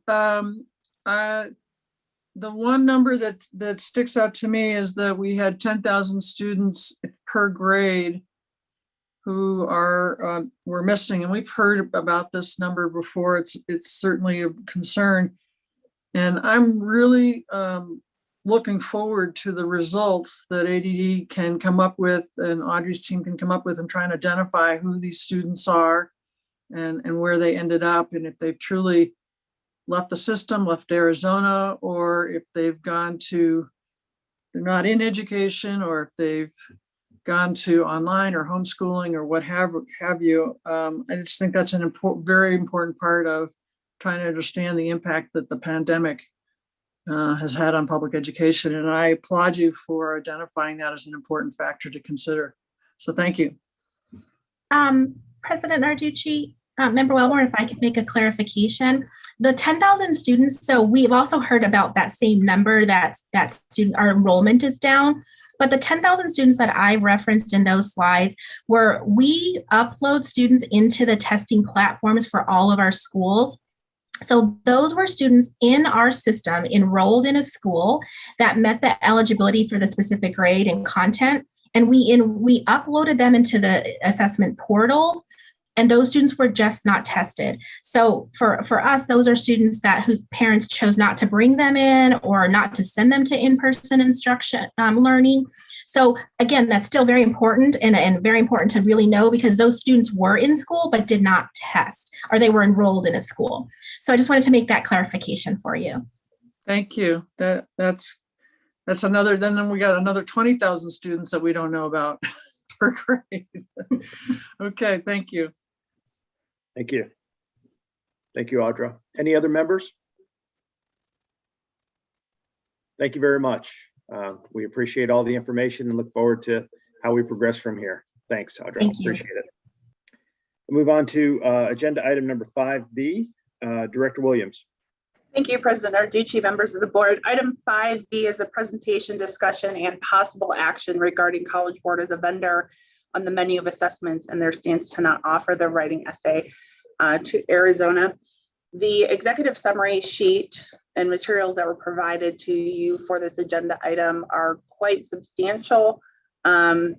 So making it brief, in January of 2021, College Board announced they would no longer be offering the writing essay. The state had been using the thought that there would be a writing essay when they were speaking with the federal government in December of 2020. Both Audra and her staff, as well as board staff and Catcher, have worked tirelessly with College Board to try to revert that decision that College Board has made. Therefore, staff is recommending option 4 within the executive summary sheet. And we would not approve SAT for the menu of assessments for the 2021-2022 school year. If College Board decides to change their position, then we can always add them for the 22-23 school year. However, because the whole reason we created the 5-year assessment plan was to have reliability, to give reliability to the field on what's going to be tested in which year. And so we need to stick true to that. And therefore, option 4 is what is being recommended by staff. Audra is on the call, if so is Catcher, if there's any additional information other than what's provided to you within the executive summary sheet. Thank you. Thank you, Director Williams.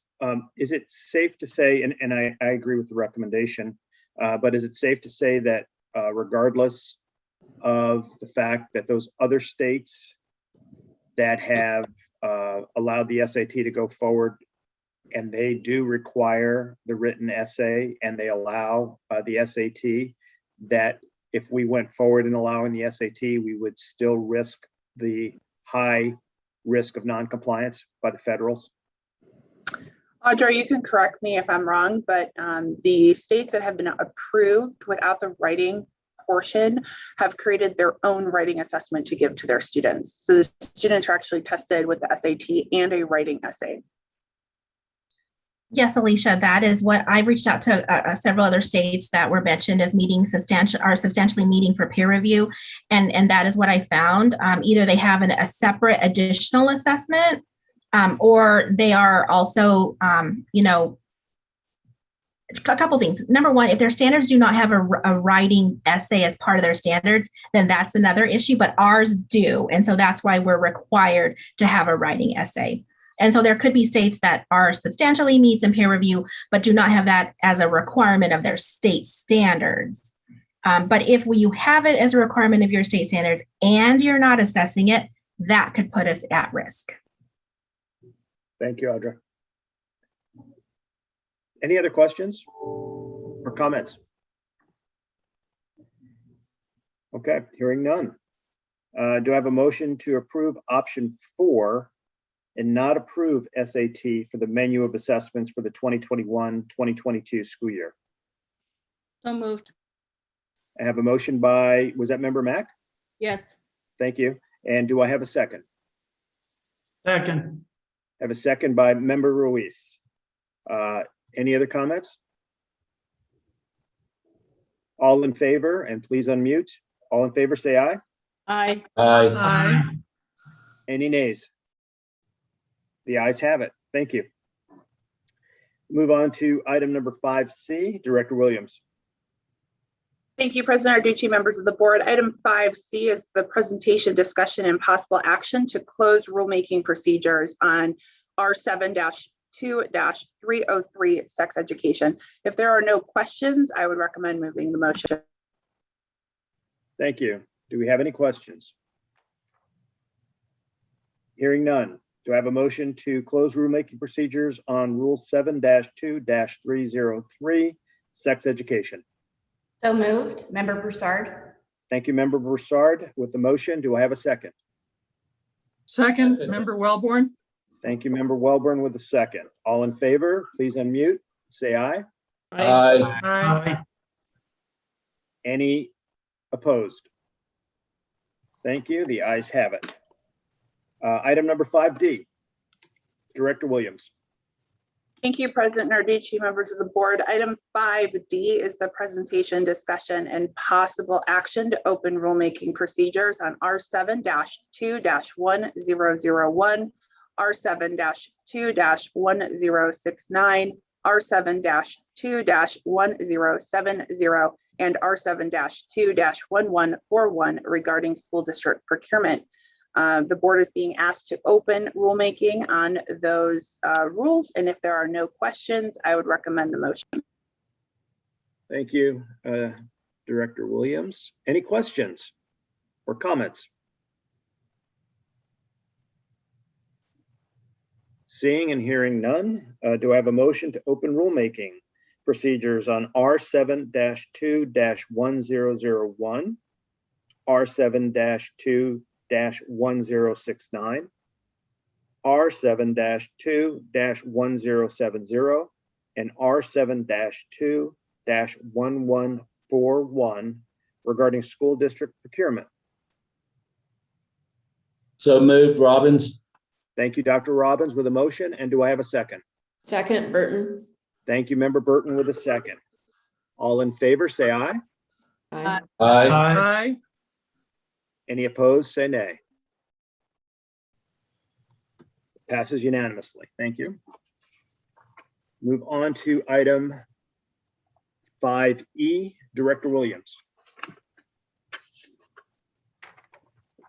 Thank you, President Narducci, members of the board. Item 5E is the presentation, discussion, and possible action to open rulemaking procedures on R7-2-300 and R7-2-310 regarding state assessments. If there are no questions pertaining to this agenda item, then I would recommend moving the motion. Thank you. Any questions or comments?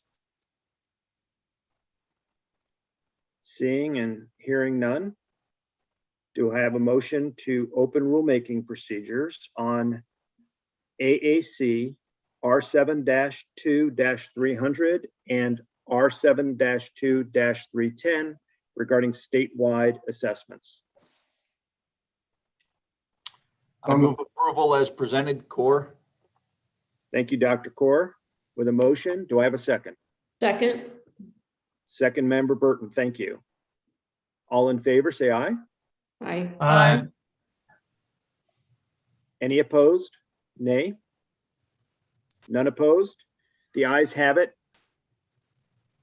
And I'll comment, appreciate all the work that's going into all of this. Move on to item 5F, Director Williams. Thank you, President Narducci. 5F is just an update on R7-2-205, R7-2-607, Article 7, Article 13, relating to educator discipline. This is just information only in an update. So if there's no questions or comments, then I would recommend moving to the next agenda item. Thank you. Any members of the board wish to comment or ask questions regarding those items?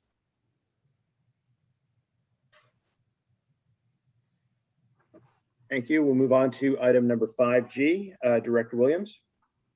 Thank you, President Narducci, members of the board. This is another update on rulemaking procedures in regard to the state seal of biliteracy, R7-2-317.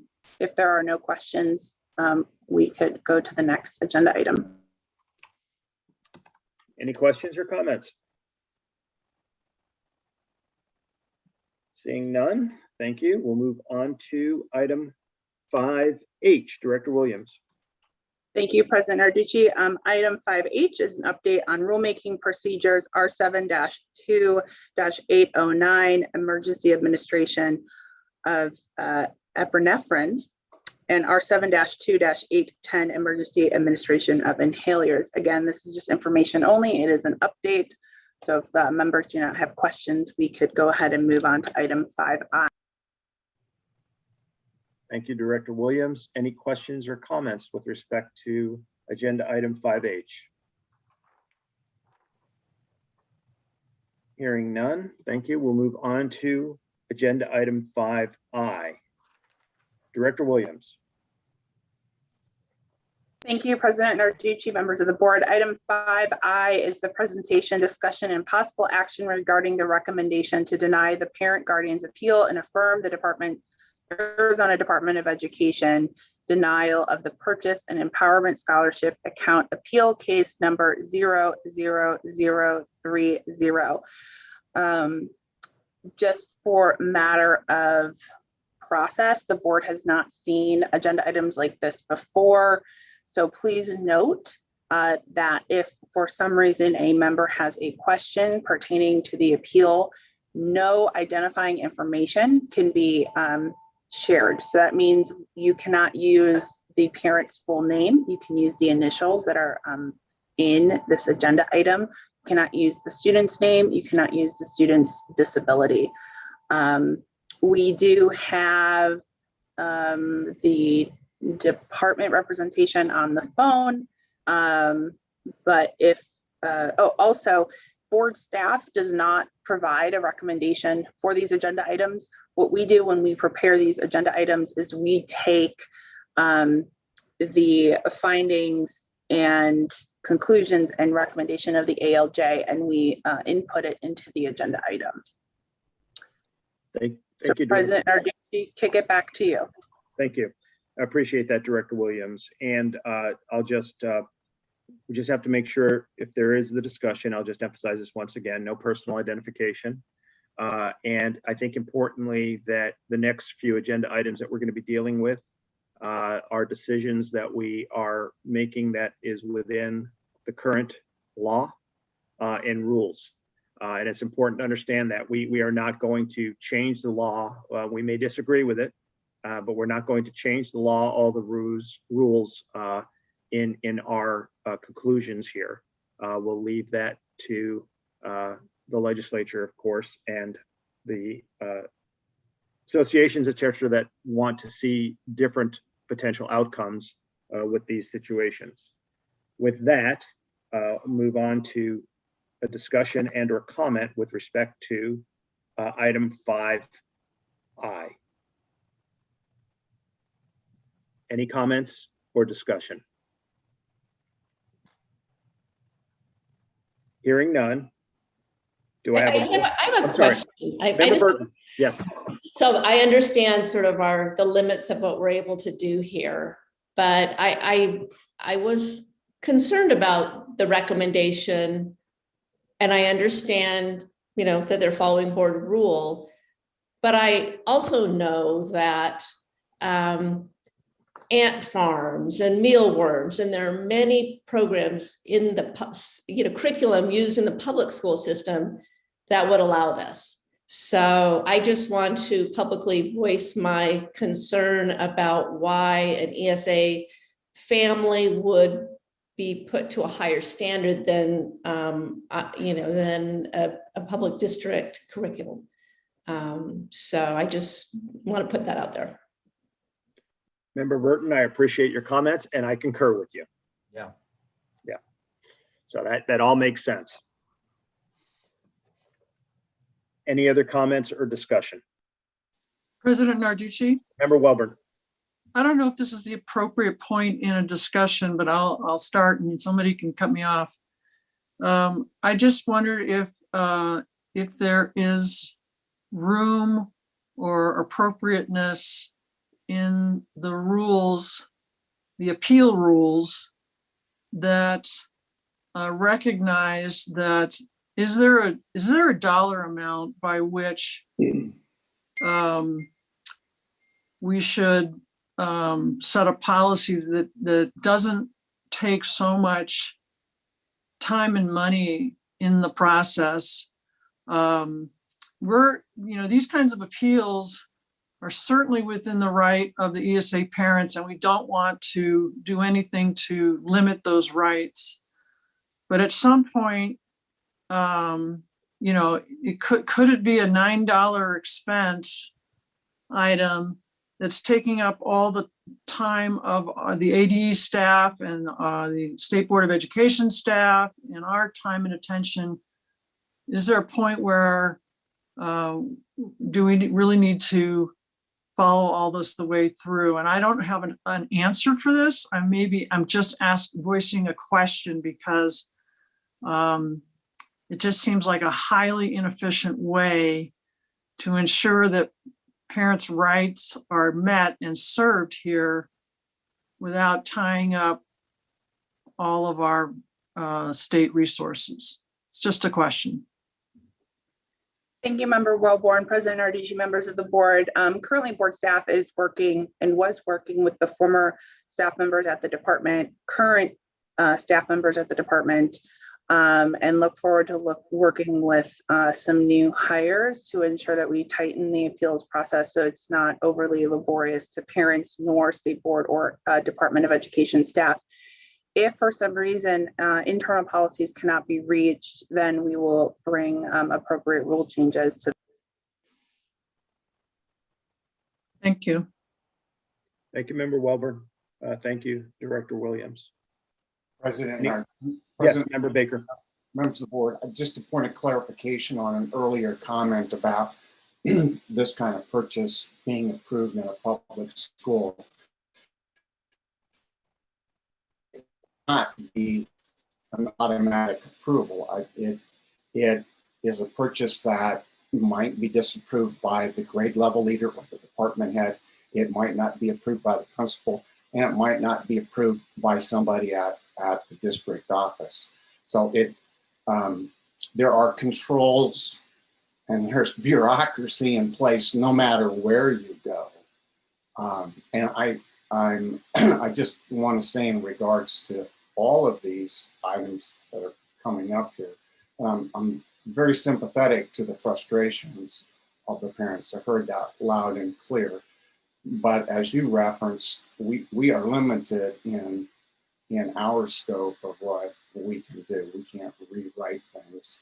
We can only function within the rules and the guidelines, and we do not have direct authority over the administration.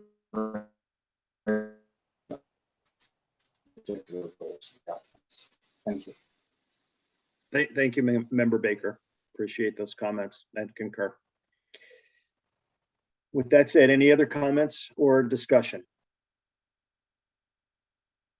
Hearing none, do I have a motion to adopt the findings of fact, conclusions of law, and the recommendation of the administrative law judge and deny the appeal of CL case number 0030 and affirm the department's decision to deny the purchase per ESA appeal number 00030?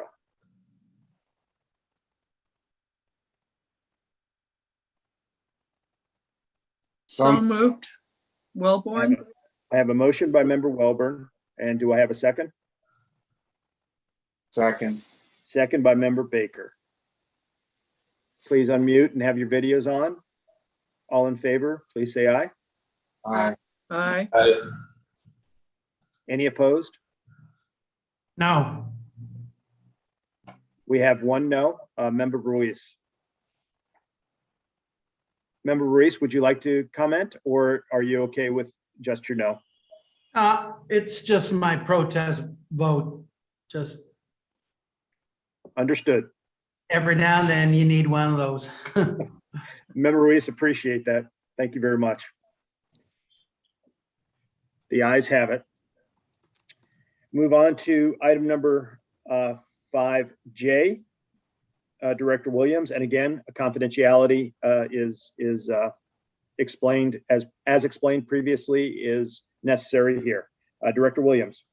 Thank you, President Narducci. That is correct. This is the presentation, discussion, and possible action regarding the recommendation to deny the parent guardian's appeal and affirm the Arizona Department of Education's denial of eligibility and empowerment scholarship account appeal case number 00036. Thank you, Director Williams. And believe me, this one angst me even further than the first one. Any comments or discussion regarding 5J? And just a reminder, 5J was where someone had their child in school for 99 days and they didn't make the 100-day requirement. Any discussion or comments? Okay. So I have a lot of angst about this one as well. And I understand that this is, we have to follow statute but it was a COVID year. And I guess I just moving forward would like to make sure that it's crystal clear to these parents what that 100-day, and it's possible it's going to change, but what the rule is. If it's 100 days, make sure they know that, because it was my understanding this parent was not aware of that. And that's my opinion and concern. I know, again, we're restricted as to what we can do, but it caused me a lot of angst too. Thank you, Member Burton. President. Anybody else? Member Broussard. Thank you. I want to echo Member Burton's thoughts on this, and it just seems so silly that we can't make an exception for this. However, we are bound, and I really would like the applicants to know that, you know, we understand your plight, but we're bound. Thank you, Member Broussard. Agree with both you and Member Burton 100%. Any others? Hearing none.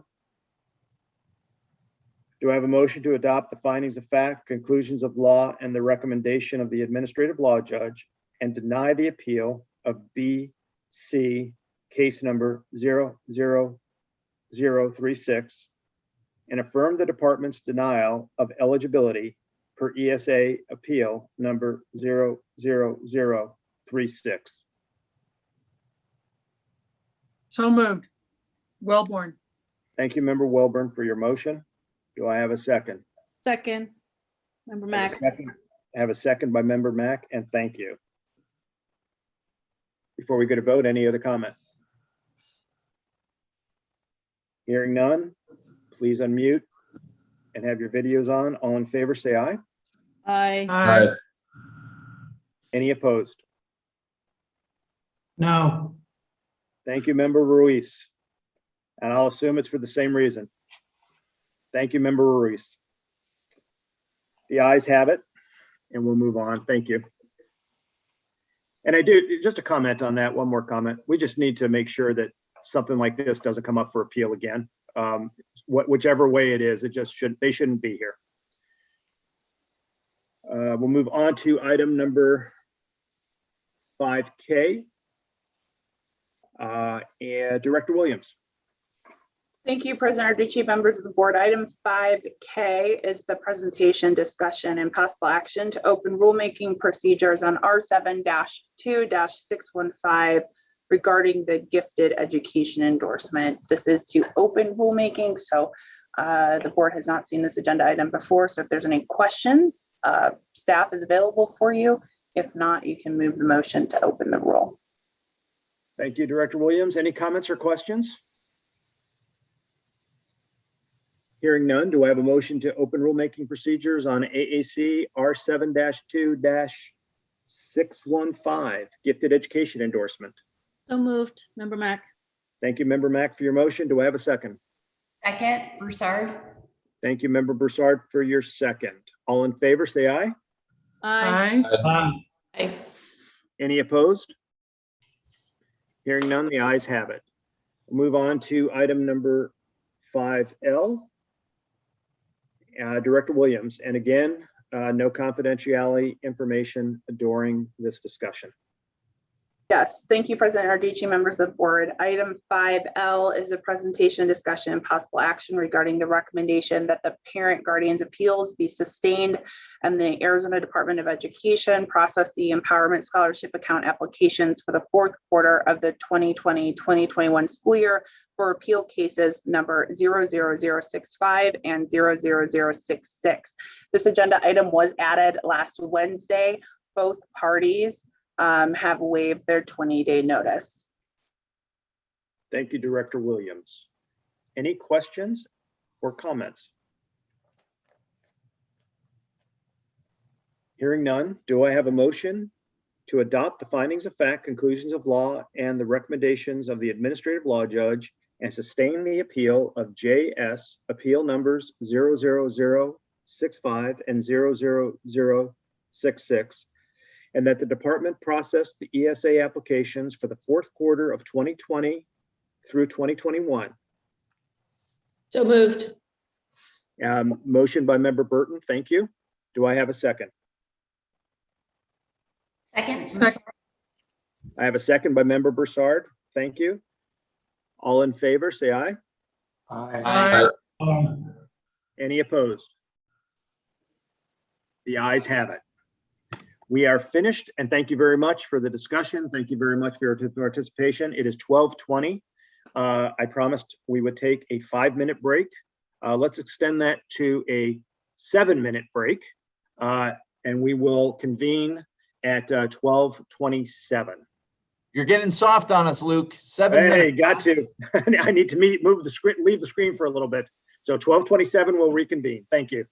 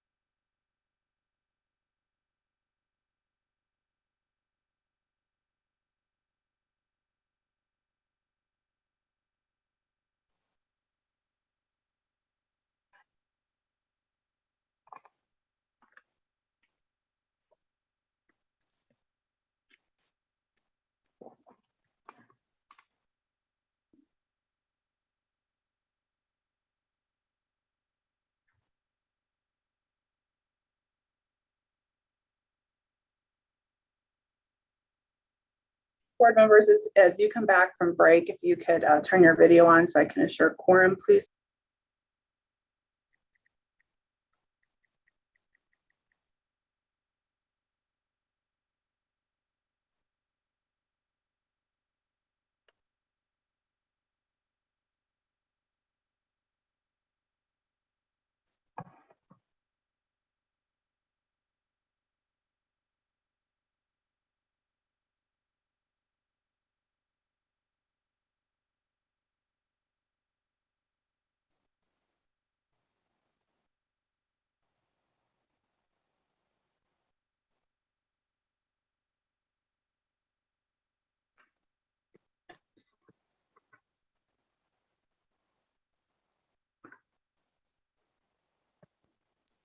President Narducci, all board members are accounted for.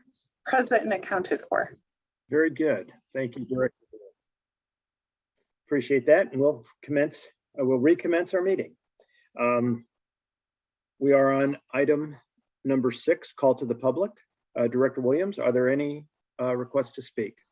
Thank you, President Narducci. We have not received any requests to speak or registrations for this agenda item. However, we did receive one written comment for 7A3.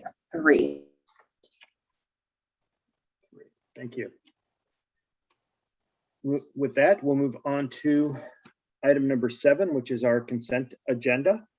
And I do not believe that there has been any request to move any of the items in number 7 off. If that's correct, we'll move on. And do I have a motion to approve items 7A1 through 7A5?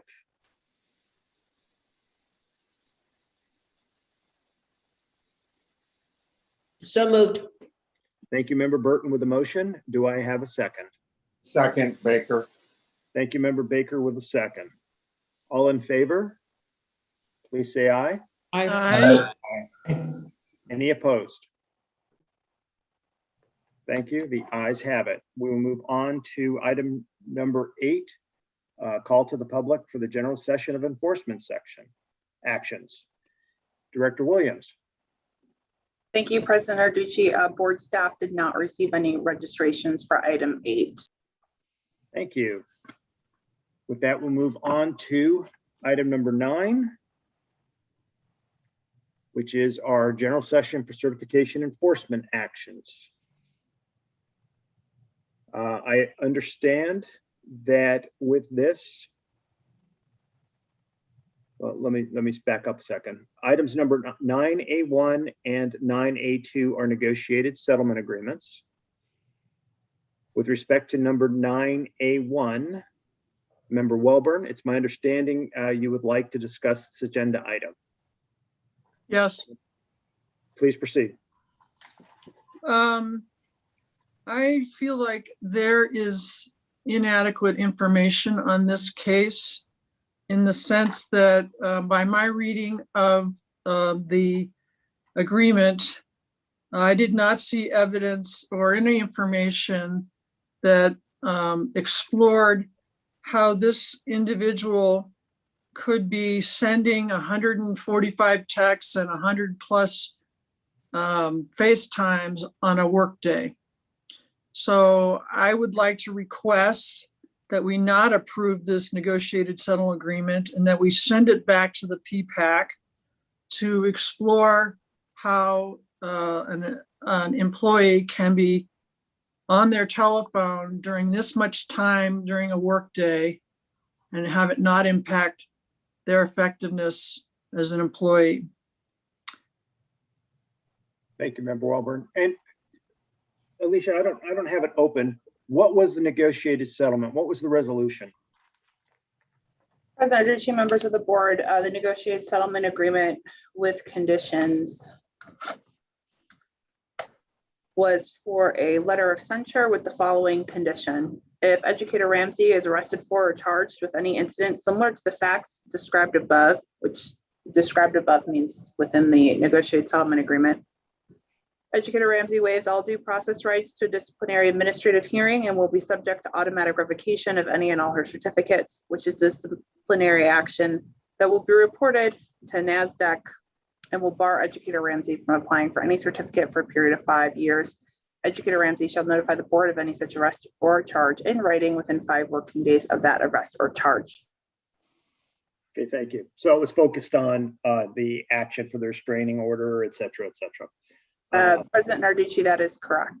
Thanks. So Member Welborn's points were not taken into consideration. Well, I just didn't see I didn't understand why the school didn't explore discipline of this educator.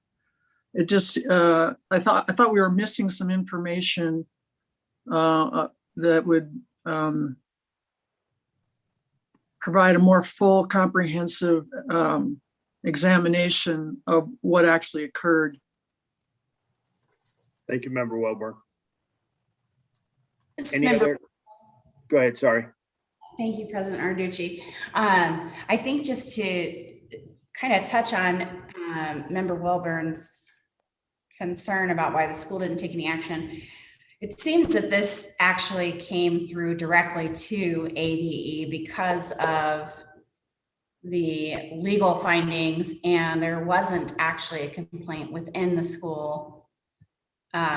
So either this teacher was not witnessed, or they were unaware of the fact that it was causing a disruption throughout the regular school day. But I hadn't thought about your point of how could this teacher be servicing our students when they are making, 150 phone calls and 200 texts or whatever. Those are not accurate numbers, but that's a very good point. And thanks for bringing that up.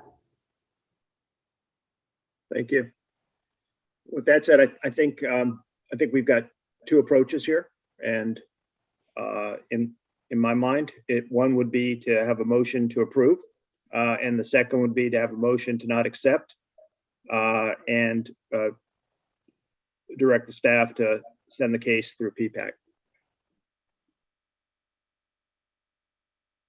So, anybody, Patricia, if you'd like to make a motion. Sure, I would like to make a motion that we not approve the negotiated settlement of agreement for Educator Ramsey, and that this case be returned to the PPAC for further exploration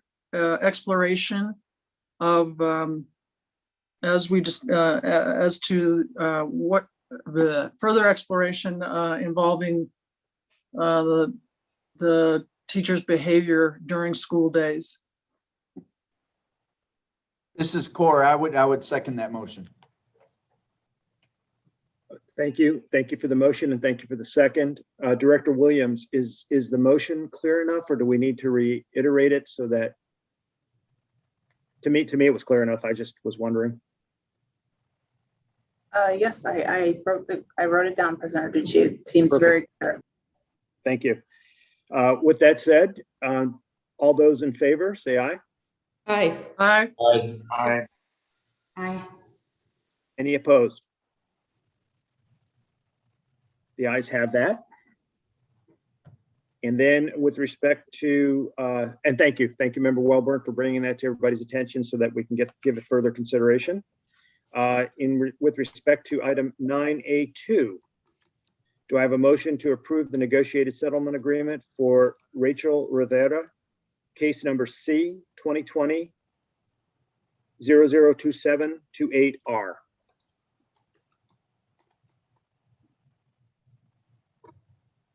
So moved. I have a motion by Dr. Kaur. Do I have a second?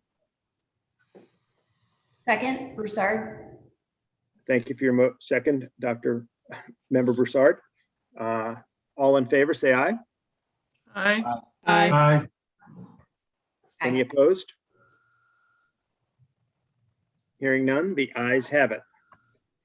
We will move on to item number 9B. I will need to recuse myself from item number 9B from any effort in this regard, and I pass the baton to Dr. Kaur to deal with item number 9B. Well, gosh, Luke, I appreciate that because this is kind of a tricky one. So nicely played, President Narducci.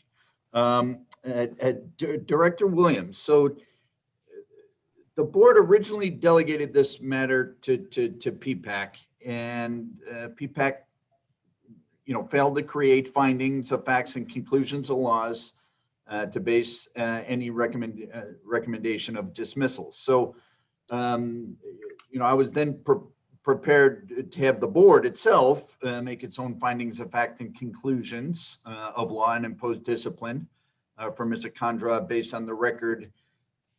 Before we go down that road, could you share with the board members and inform me of the board's authority to do that moving forward?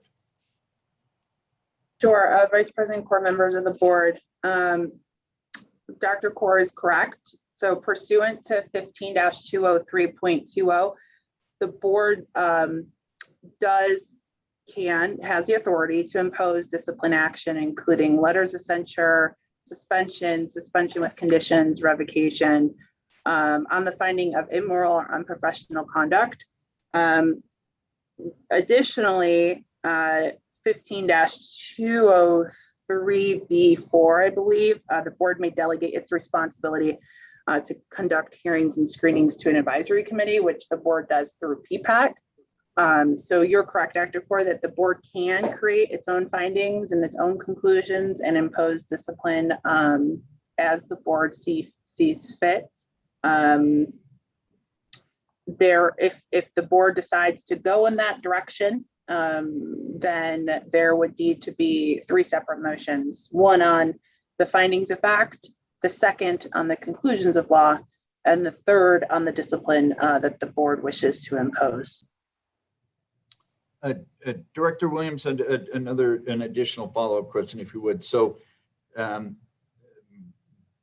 that's something that's outside, frankly, our normal process, certainly, and should, I believe, take some consideration prior to the meeting, and maybe a little difficult to do as a group. Is that something we could table until our August meeting to do some work in preparing those facts and conclusions to bring to the board in August? Is that something that we could do? Vice President, core members of the board, yes, the board does have the option to table the agenda item until the August board meeting. I would recommend that members go back through the transcripts, look at the information that was presented from both sides at the PPAC hearing.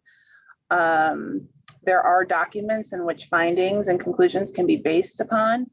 So look at those and then be prepared to bring forth findings and conclusions. And if the board wishes to impose discipline, to have a recommendation for the board at the August meeting.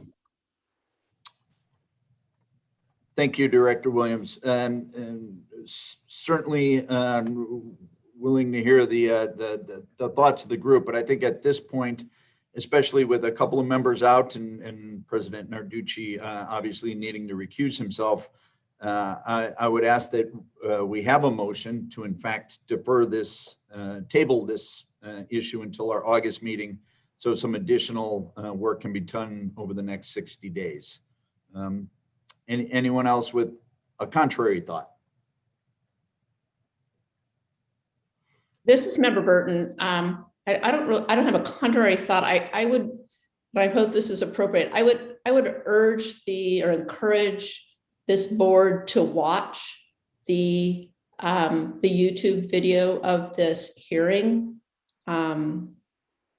because sometimes when we read, we form an impression which might be different than the hearing. I'm not saying that's going to be the case, but I found it, and it's time consuming, so I'll warn you, but I found it enlightening, and I think it's an important decision for this individual, so. Thank you, Member Burton.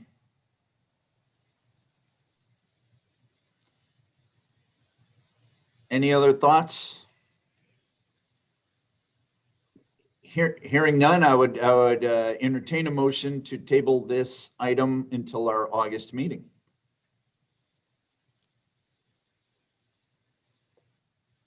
I would make that motion. Member Ruiz. Okay, thank you, Member Ruiz. Did I hear Member Broussard? Yeah, I can second that. Thank you, Member Broussard. Any other thoughts or comments? Okay, then all in favor, please indicate by saying aye. Aye. Aye. Any opposed? Same sign. Hearing none, we'll revisit this in August. And Member Burton, I appreciate the suggestion to watch the YouTube video. I had not. So thank you. Back to you, President Narducci. Thank you, Dr. Quirk. Appreciate it very much.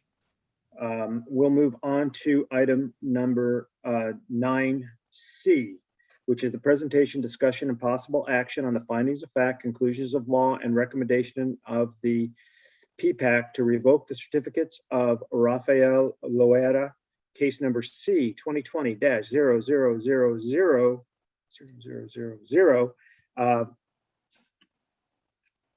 Is that a 5-3? That's correct. It's 5-3. Okay, thank you.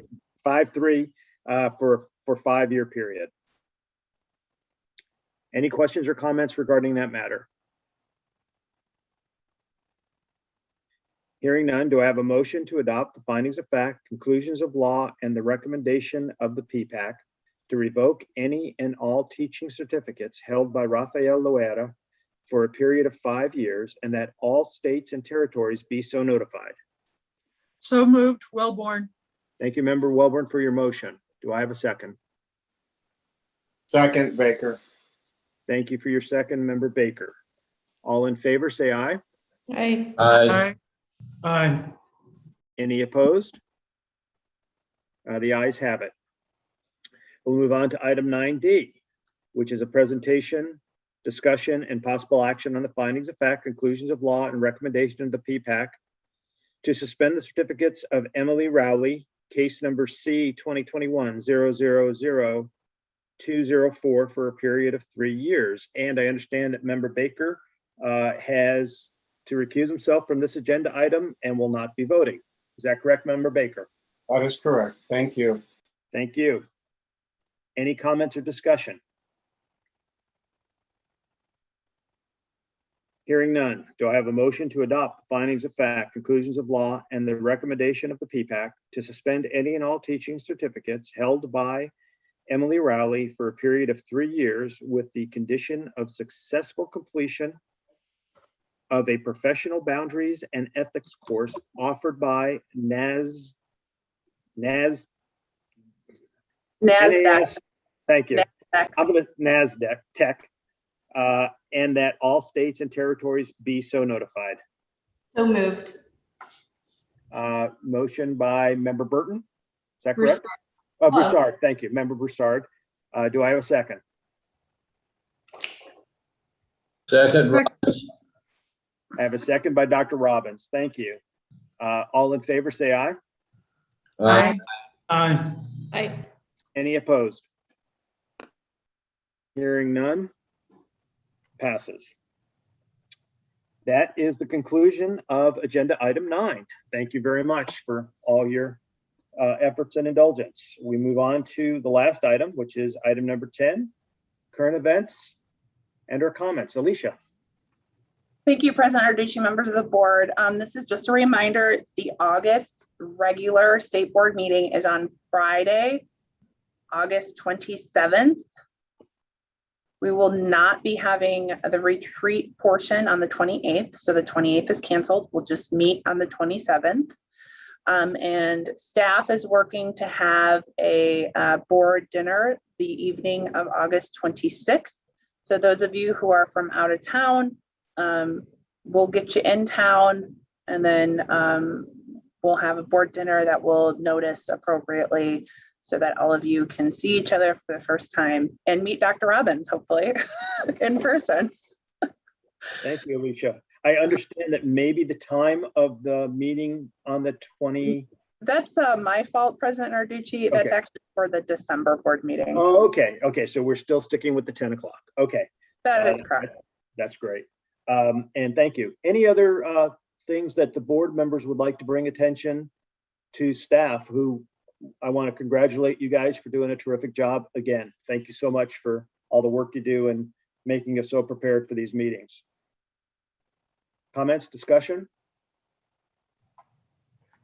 None. Thank you. Well done, everybody. Appreciate all your efforts and diligence in this endeavor. Thank you. And at that, we'll adjourn at 12:48.